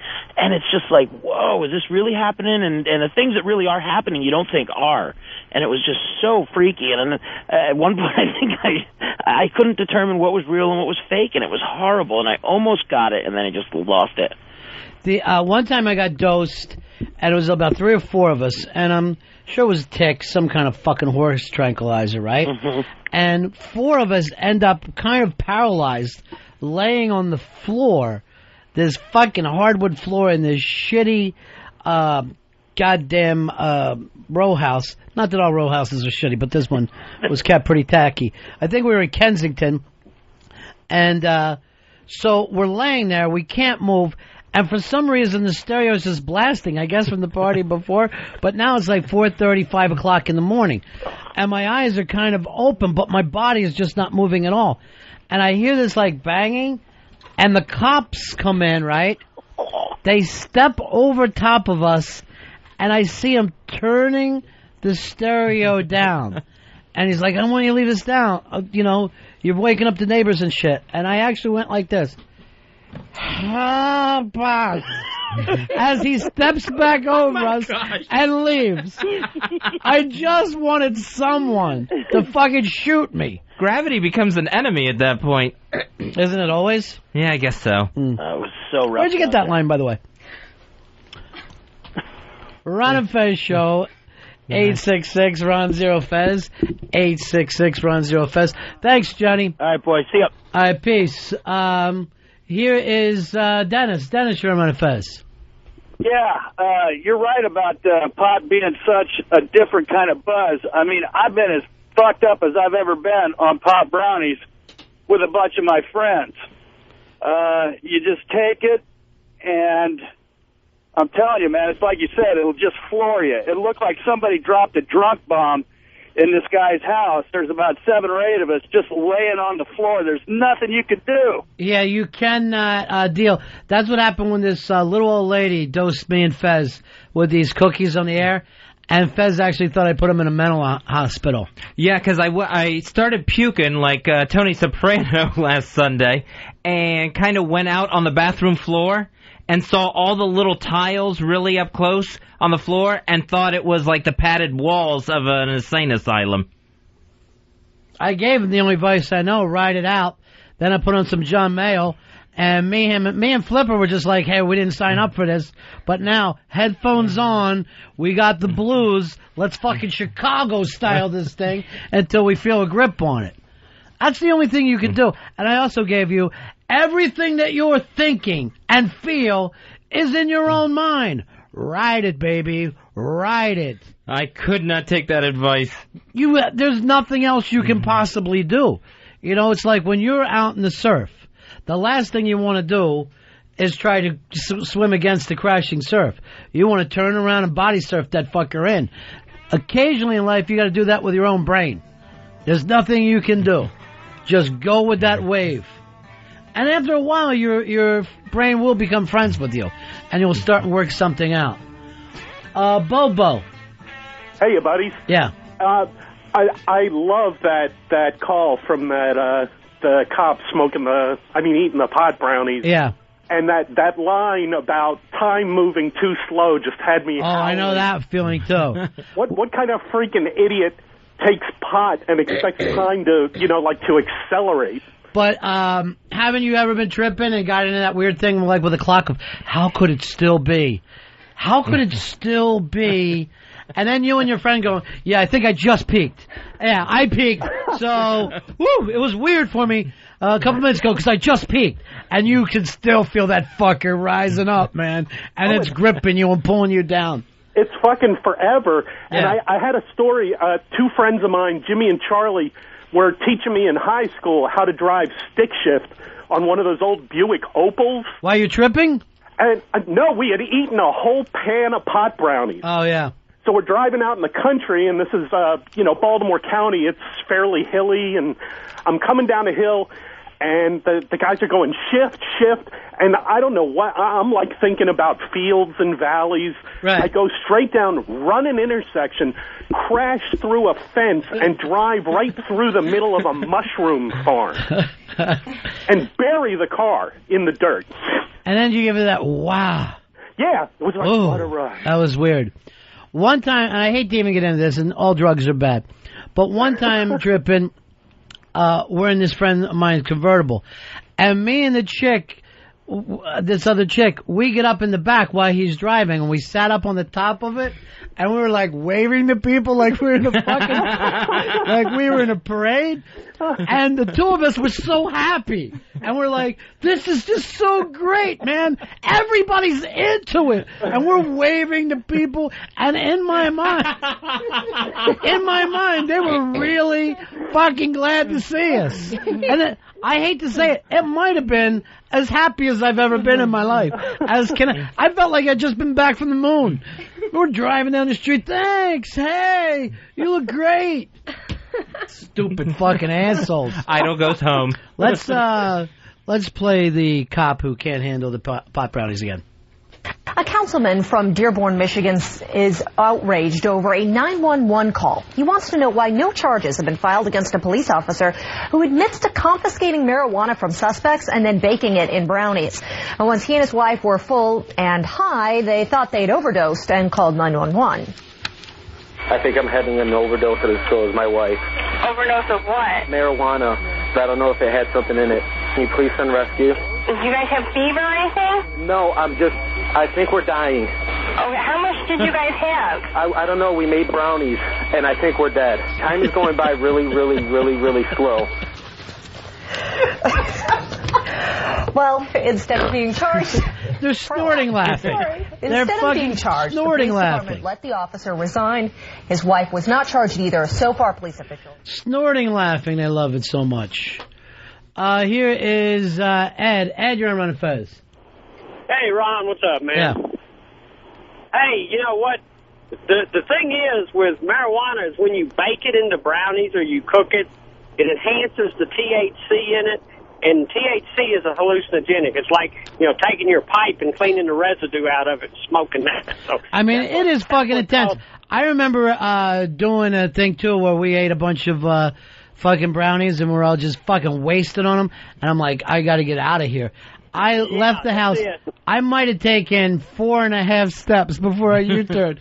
I came back in. I'm going, really fucking weird out there, man. I don't think you ever want to leave this room. Right now, we know we're safe here in this room. Mike, you're on the Ron and Fez show. Yeah. Hey, Ronnie, you're a genius, man. I was telling Fez that. You called me a liar. I called you a genius. Yeah. Go ahead. Anyway, we were taking acid one night. It's like 4:30 in the morning. It's winding down. This kid walks into the room, stumbles in, buys a hit of acid off my buddy, pops it in his mouth, looks at the clock, and goes, "It's 4:30 in the afternoon, right?" And we just looked at him and go, "No, man, it's the morning." And he just looked back. You fucked up again. Yeah, you fucked up is right. Yeah. Peace. Look who just came in, Vinnie Cooper, who we never thought we'd see again. Hello. Hi, Fez. You look so good. Hi, Vinny. Thank you for being here. I brought you something. Oh, jeez. This is dirty pictures? No, and it's not candy. It's not a gift basket, but it's something that I hope will help you. This is for real. Okay. Wow, look at this. This is a very thick binder. It's a mic binder. And it's Feel Good with a heart on it. Love you, Fezzy. Oh, look at that. What it is a bunch of menus from the neighborhood of places that have healthy food. And I put little Post-it notes on the menu to indicate maybe what would be a good thing to pick out. And then I left some blank pages at the end because hopefully you should start noticing places that you can eat. Because really you can eat anywhere healthy. And then you can put the menus in that book and add it to it.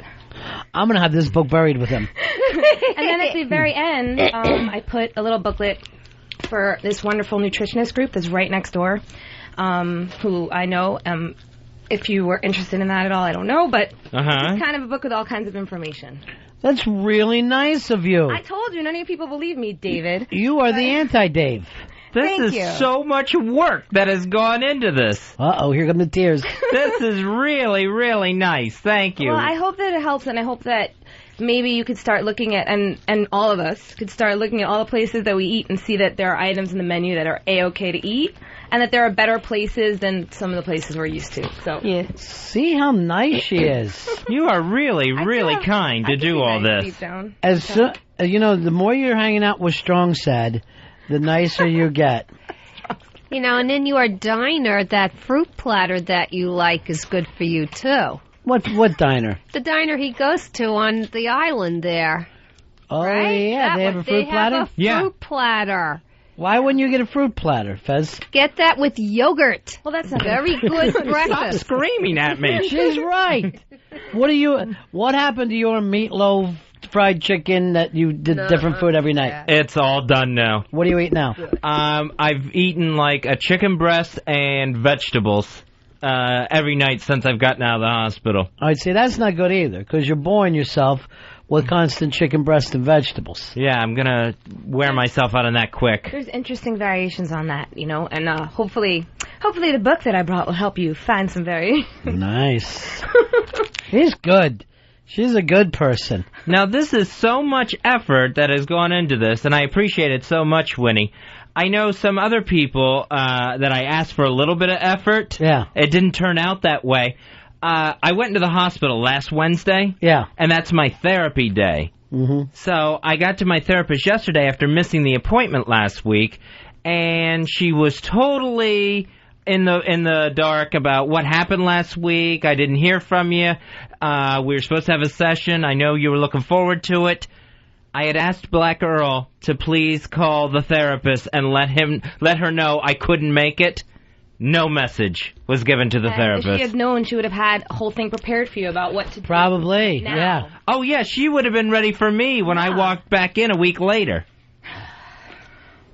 Fez, I made that call. That was the first call I made when we got to the first call you made was the peanut store. No, the first call I made, because you specifically asked me to call them. I remember that. Yes, and I got the number. I called them. I explained everything that happened. It's like, hey, we cannot come in today. You know, there was a medical emergency, and I made that call, and that was where it ended. It's like, okay, we'll pass the information along, and that's... You didn't talk to his therapist? Who'd you tell? The 911 operator that? No, I didn't have the number on me, so I had my BlackBerry on me. I was able to track down the number. I did not know his therapist's name. I told you her name. Then how would they get it without you? But I gave him, and they asked me for, patient's name. I gave him the name. They had all his information. I said, hey, he had an appointment for, I believe, for 4 o'clock that day. Right. And he could not make it due to a medical emergency. I made that call. Maybe he used the name Fez Marie, and that's why. And yet it still didn't get done. It still didn't happen. But I was told by the... And that's a little thing. That's a phone message I asked for. Winnie comes in with this giant binder of health food options for me. I mean, I don't know what to say other than, I did exactly what I was told, and I relayed that message. How it got lost in between, I don't know, and I'm sorry.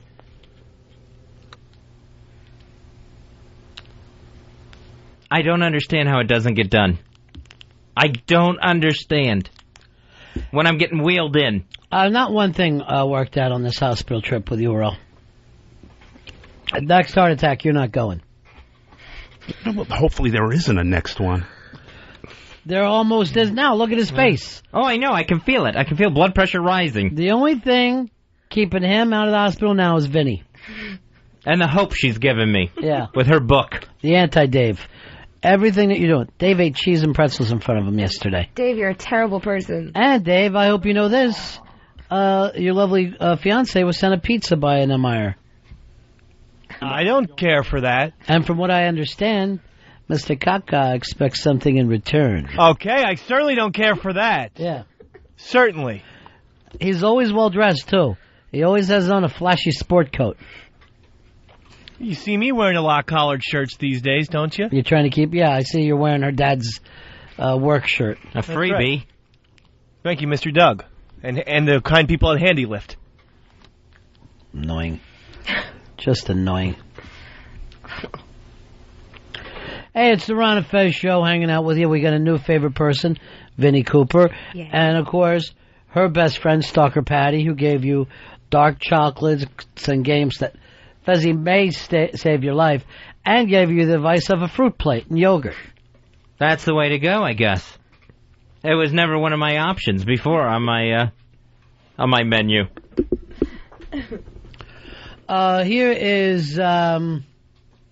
Here's Chris. Chris, you're on Ron and Fez. Hey, buddy. Fez, so happy you're back, man. Take care of yourself. I was hoping, Ron, for the new listeners, you could tell the pizza story about when you were really fucked up a while back. I really don't want to tell the story of when I was tripping and I was carrying a personal pan pizza and thought that somehow I had grown. And that was an actual size pizza. That's no one's business. And I don't want to actually make drugs seem like they're cool. They are not cool. Nick, you're on Ron and Fez. Although hey, what's some up, cool Ron people and have Fez? been known to take them. Yeah. Fez, it's good to see you're still alive, man. Good to still be here. Story. I was on a head full of acid one night, and I was going to my friend's bathroom, which was a Mickey Mouse themed. Yeah. Had little Mickey Mouse diagrams or whatever all over the wall. And I swear to fucking God, he pulled a machete on me. I pissed all over the floor. Mickey Mouse did? No, Mickey Mouse pulled a machete out of one of the friggin' pictures, and I pissed all over the floor. Yeah, you just pissed on the floor and had to come up with whatever you came up with. You got to deal sometimes. Sometimes you got to be able to deal. When's your next date with Strong Sad? I know you went to Broadway this week. We're going to see Ricky Gervais on Friday. No, that was That's supposed to be paying me and back. you. Yes, that but was you're working. No, I got a short porch. So tell Sheepy. Oh, no. He's no longer going. I will be going with you. Okay. Or maybe the Poor only Strong fair Sad. thing is me and Sheepy go together. I guess that would be fair. You did invite 2 people. Yeah. Eek. Why would you invite 2 people at the same time? It wasn't at the same time. Who got invited first? Sheepy's working, right? He's not going to hear No. this. Yeah, he's working. You. Well, I mean, I'm going to email him, though. I'll ask him to back out properly. I think that's the only way to go. He's going to be more sad than strong. What are you going to order today in your lunch menu? I don't know. There's so much in here. Whatever it is, get me a bacon cheeseburger for me. I don't know if some of these places... Is that bad or good? That's bad. It's probably bad, yeah. Yeah. Jim, you're on Ron and Fez. Hey, I wanted to ask Earl what phone he used to call Fez's shrink. I use my cell phone. Then it would have the dialed call in there, right? Can you show them it? Yeah, I got my phone bill 2 days ago. I'll bring in the phone bill and show it to you. Do that, Earl. Yeah, I have no problem doing it. How does that help me now to see your phone bill? Well, then we'd know if he called or not. Who's the liar? And I know you belong to Verizon Liar Plan. How many lying minutes do you get each month? Curtis, you're on Ron and Fez. Hey, I just got 2 things to say. One, Earl, whenever he opens his mouth, he sounds like a fucking liar. And 2, Fez, you want to take my cell phone number off the air, and I can help you out next time. I can make some calls for you. Thank you. Now we got to go via Canada. A guy in Toronto is doing your job for you, Earl. Justin, you're on the Ron and Fez show. Hey, buddy, 3622. Hey, buddy. Okay, thank you. The guy before said that it intensifies by baking it. It's kind of wrong. The reason is when you smoke it, you lose a lot of the THC through side stream, what you blow back out your mouth, and when you ingest it, you get 100% of the hit, so it'll freak people out. There's actually a disclaimer on the website where I got the recipe that said to watch yourself. Well, I would say with any kind of illegal drug use, watch yourself may be the operative word, since you really got nobody else to do it for you. At what point did they feel a legal disclaimer was necessary when they're already talking about pot? What I love about it is how many freakouts do you have to go through before you eventually stop? It really takes you a couple hundred before you're going, I don't know if I want to do this anymore. You know, I was hiding under the boardwalk for 3 hours. That's a whole different story. Me and my friends thought that these fucking guys were taking kids under the boardwalk. They were working in a fun house. We had it on. Well, one of my friends fucking came up with the theory that he was taking kids down under the boardwalk, and then the rest of us lost it. That fuck. Ugh, just sick, just terrible. Vinny, going out to Ricky Gervais. Would you really rather go with Sheepy? I'll step out. Well, I don't, I think that maybe you guys should settle that between yourselves. You want me to fight Sheepy? Doesn't seem right. I have no problem beating Sheepy up. That's an easy win for me. Let us tell Sheepy he's out. Yeah. That's no problem either. I'll just step aside and let you guys handle it. We've noticed that he's after the alpha females. He does seem to attract us. Now, but here's the thing. Each of you thinks that you're the mother figure. You, F me, HTG, Sweet Melissa, and yet none of you really are. He is like a coxman who doesn't get laid. He is a coxman for being friends with alpha females. Is it working both ways where he's attracted, is it him attracted to alpha females, or is he drawing them to him? I think alpha females are attracted to him. Well, because he comes in with the baby act. Yeah. And he actually makes your nipples ache for motherhood. Where women will be talking to Sheepy and they'll start to leak. And that's a true story. All the biological clocks are ticking. I've seen it. And yet he's with no one. I wouldn't be surprised if you put him up to your breasts halfway through that show. Just to settle him down. Just to settle him. Oh, my God. Hey, Perry, you're on Ron and Fez. Perry, we got you, bud? Yeah, you got me. Go ahead. I got a good pot story. My mom, back years ago, she got some brownies. She's a chocoholic, and they were at a party at my aunt and uncle's, and she didn't realize that they were laced. And you want to talk about a tripped out mom? That was her. That's the best part of it. Everybody gets dosed. Everybody gets dosed. Everybody gets dosed. And the truth is, there is only one way. I try to teach this to people. You cannot fight it. You cannot fight it. You've got to ride it out. Just like you're ever caught in a riptide. Nobody wants to be in a riptide, but you better start facing out to sea and following that thing, and when it finally lets go of you, you swim back. And hopefully you'll make it. Because if you fight it, you'll die. It's so hard to fight that natural instinct to fight. What? Your instinct is to try to get your head to feel normal again, instead of going with it. And nothing's normal anyway. Nothing is ever normal. It's good advice for you with everything, Fez. Oh, I know. Go with the flow. Stop. Go with the flow. This is one cool show. No wonder we're on 24 hours a day. Here is Mark. Mark, you're on Fez. Hey, that was really nice of Winnie to make Fez that big book of all the menus and restaurants and stuff like that. But I think it would make him feel better if maybe that she gave him her little black book with all the guys' numbers in it. Little black book? That thing's an encyclopedia. Fezzy couldn't make it past the D's. I'm not supposed to lift heavy objects for a week. I can give you some numbers if you need. Who's in your life right now, Sheepy? Yeah, I guess that's He's the man? It. That's the big picture. Yeah. There. Do me a favor, break him in gently. I don't want anything to happen to Strong I'm Sad. so nice to him. I treat him with kid gloves. Of course, because he lines that up. Don't hurt me. Hi, Homestar. I'm not believing anything about him. And he doesn't pay for anything, does he? He's always going free. I don't know. You don't believe he never tried Jell-O before that party? No. He did a whole lie. I've never eaten Jell-O before. And I turn around, and HTG's feeding him Jell-O like he's a baby bird. And I'm like, why are you falling into his fucking trap? His naive trap.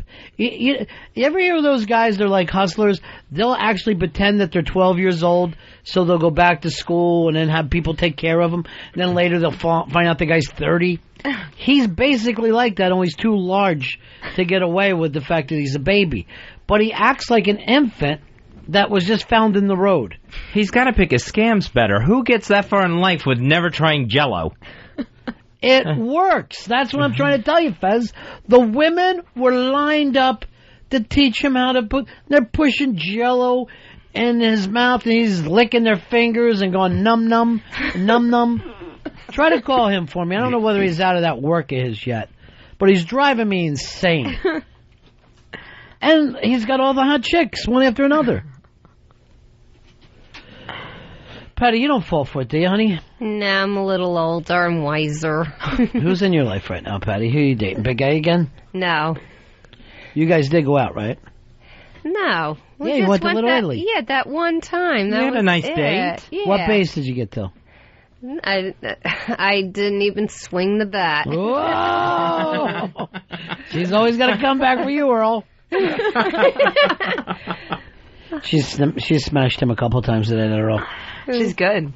You went to see Talk Radio the other night. I did, or the Ronnie B story. See, I didn't want you to bring that up, but this guy doing Talk Radio, what's his name? Liev Schreiber. Yeah, I've told Fez like 8 times to go to it. It is the only thing that ever reminds me of actually doing talk radio. Yeah, it's really hard to disconnect it from reality because it really just looks like NEW. The stage set up like NEW, and like during the breaks, right? He actually goes back and screams at his call screener, and I mean literally word for word the way we talk here. He says, "You're killing me," and then Sheepy and I turn to each other and go, "Earl," and just kind of fill in the name. Earl, you should go and cry. But people don't seem like they're into it, huh? It's not attracting big crowds. What, the play? Well, he got nominated for a Tony. What's that mean? That means that who's he up against? Peers recognize him. Yeah. Who's he up against? That's a good question. Give me the Tony chart, would you, Earl? I want to go over this. Now that you and Sheepy are going out 4 or 5 times a week. I know. We all of a sudden both got free tickets and stuff. See, that was the thing I asked you to go to. I had extra tickets when Fez couldn't go. I know, and I couldn't go that day. No. And then I found out later you were Sheepy. Then I tell you, let's go to Ricky Gervais. I can't. I'm going with Sheepy. And then last night, during your show last night, I saw Daniel Johnston. I'm having a good how was that? I asked her to book him. He refused. That was, I stayed later to try to see if there was anyone to contact. He booked it out of there so fast. It was the most bizarre night of music I've ever experienced. How long did it last? Well, the night was like 3 hours long. His set was like 25 minutes. He has no sense of time. No, he went, and then the audience is screaming for an encore. He comes back on and does like a verse and then leaves. And the audience is still screaming. Lights come up. He's done. But he was He had to fly home and crash his dad. Dave, why didn't you go to that? You're a big fan of his. Do you know that Dave didn't even know he was a fucking mongoloid retard. Dave thought, after he saw the bio, he's like, oh, he's really nuts. I'm like, you ever listen to the lyrics? He's singing about Casper. But, yeah, I just couldn't get in. Couldn't get the money together to do it. I got a lot of other stuff that I'm trying to buy. $21. $21? Mm-hmm. Why don't you tell me, Dave? I'd have bought it for you. But the thing about him that was freaking me out is you want to talk tortured artist right in front of you. He's got the terrible, terrible shakes from his meds, Right. So he's standing there with his arm shaking uncontrollably, grabs the mic to try to stop it and moves, and he's holding a bottle of water or his guitar and he's shaking and so tortured. And then there's this little kid-like voice with these amazing kind of genius, but simple lyrics. A genius if the kid was 7. But then there's little gems in there. Yeah. I mean, it's mesmerizing. Yeah. It was difficult to watch. The same with his drawings. You're like, oh, this is the work of an adorable child. But then they're all haunted and they're sad, and they're going for big money now. It was fascinating. Oh. All right, I don't know who would see any of this stuff on Broadway. Hey, now. Best revival of a play. Talk radio's up Best for that. Best performance by leading actor. All right. So, no, he's not going to win. No, Christopher Plummer and Frank Langella. Yeah. I think he's in trouble. Yeah, he's not going to win because those two are what everybody in town's talking about.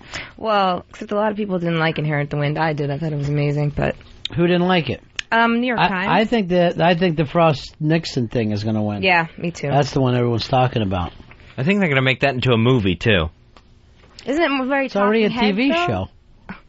I know, it's got one thing to go here. But it was a real thing on TV. Right. Now the guy's acting. Why turn that into a movie? Just go, if you want to watch it at home, get the DVD. If it makes enough money, they'll turn anything into a movie and then back into a play and then... Lately, they're turning candy bars into movies. I don't even understand the world. You going to Shrek this week, Fez? Yeah, I may check out Shrek.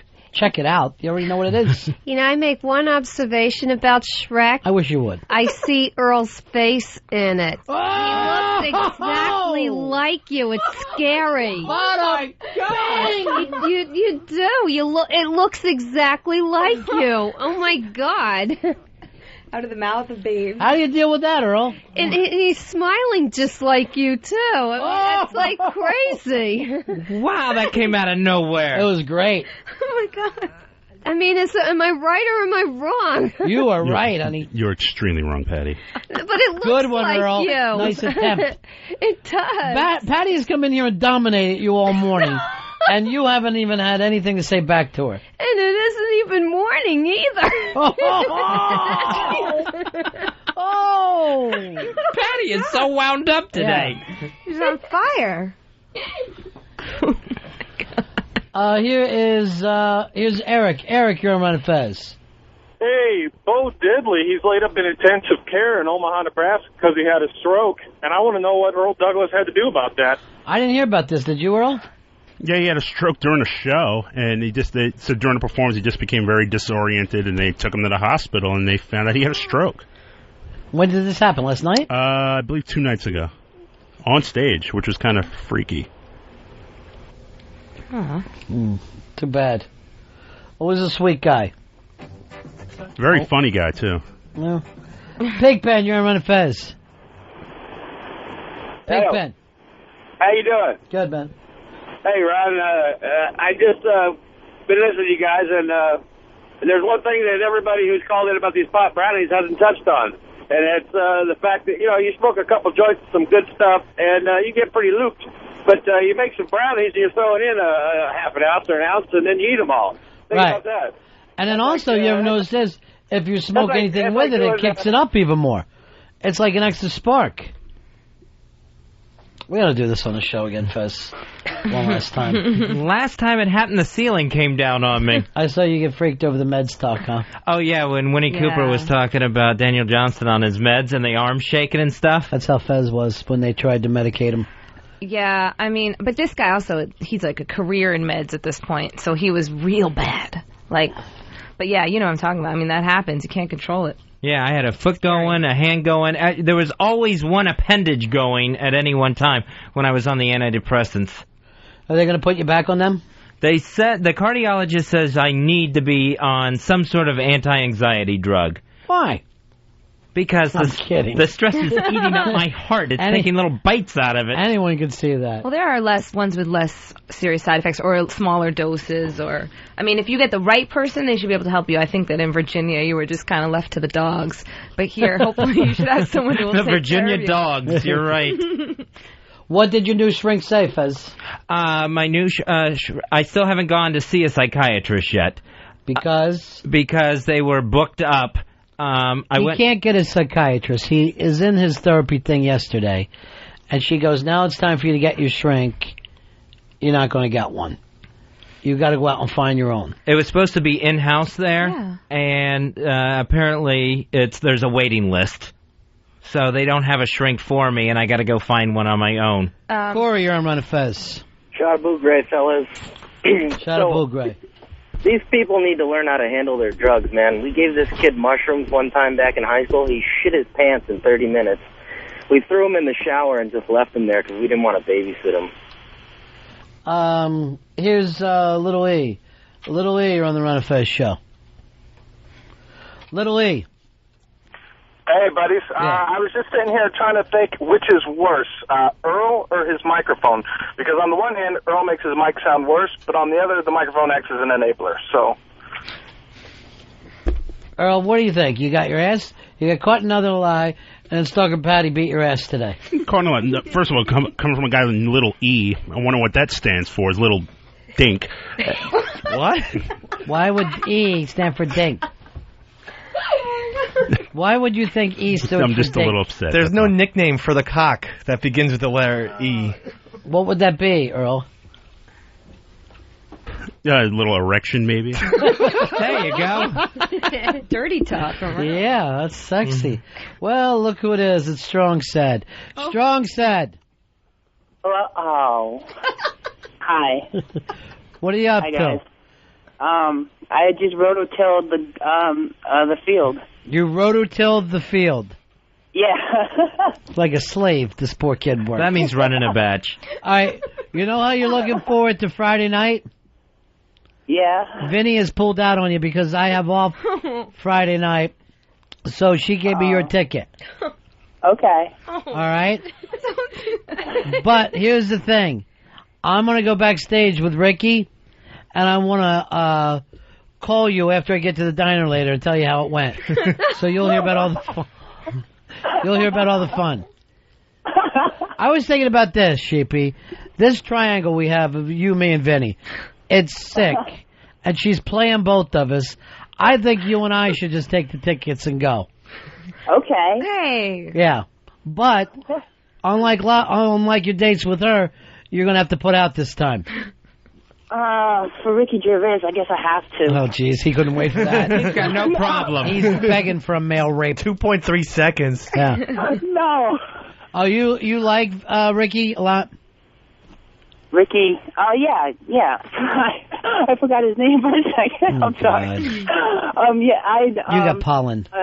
I got really into him with the I heard a lot of his podcast things, and Pooter Toot was playing me a lot of his stuff before he even made The Office on radio stuff. So Pooter Toot was into him even before he got on TV. Yeah, he's even like the guys who made Hot Fuzz, Edgar Wright and Simon Pegg. He's in an episode of a TV show that they did. He knows so much about him. It really hurts my feeling. But Vinny has decided you're not going. All right? Really? Yeah. Oh, Sheepy, is it for real? Here's what you got to do, Sheepy. Why don't you, instead of going that night with us, sit at home and look out your window and wonder if all the laughs are there. Can you guys put it on Pal Talk, maybe? You know what I'm going to do? I'm going to send you a Ricky Gervais doll, and you can just play with that in your closet. Pretend it's the big show. What time do you get off work today? My boss is calling me. I get off at 3:30, I believe. Your boss is calling you right now? Yeah. Something needs to be rototilled. Yeah. All right, you run over there, Sheep. He looks exactly like Fez's brother,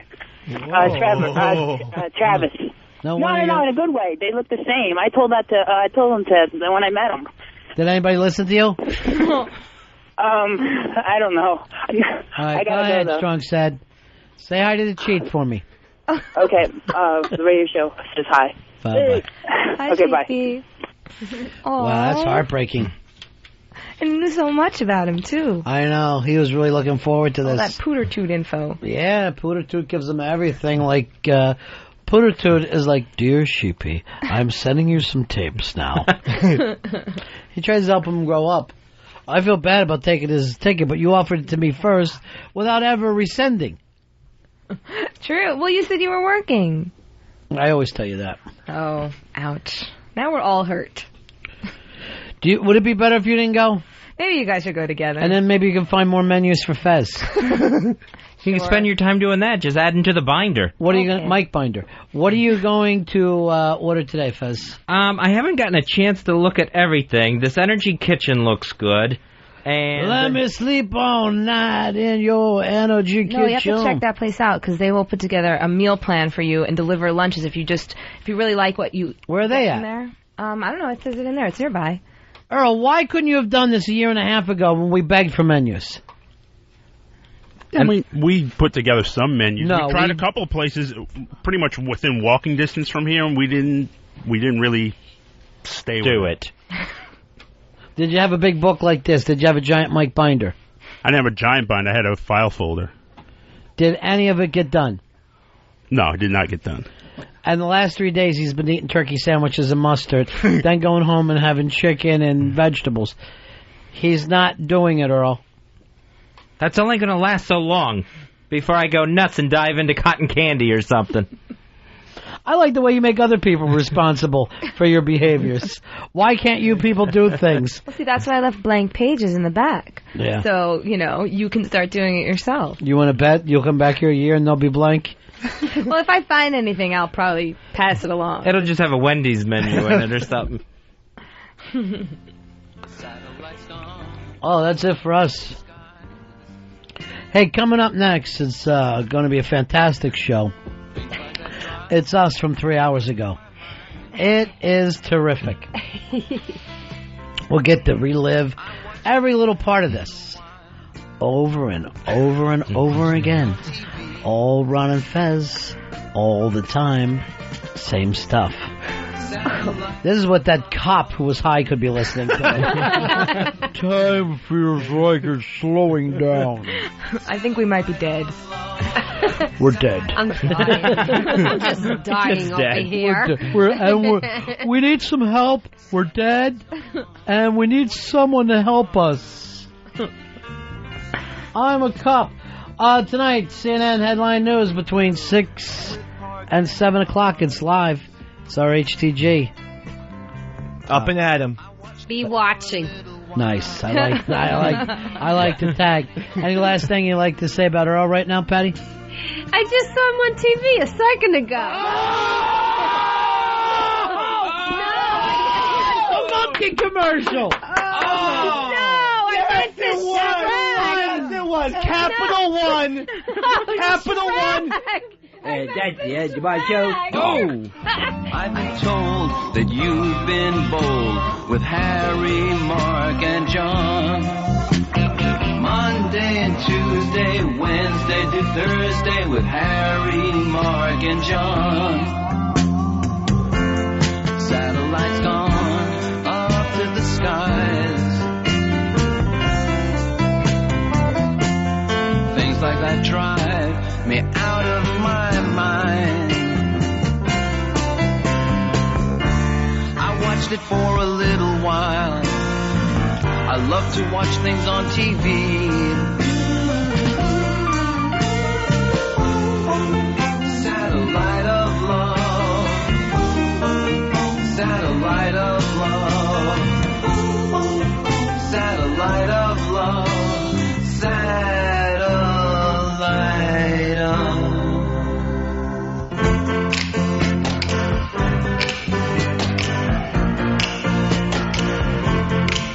satellite of love. Satellite of love. Satellite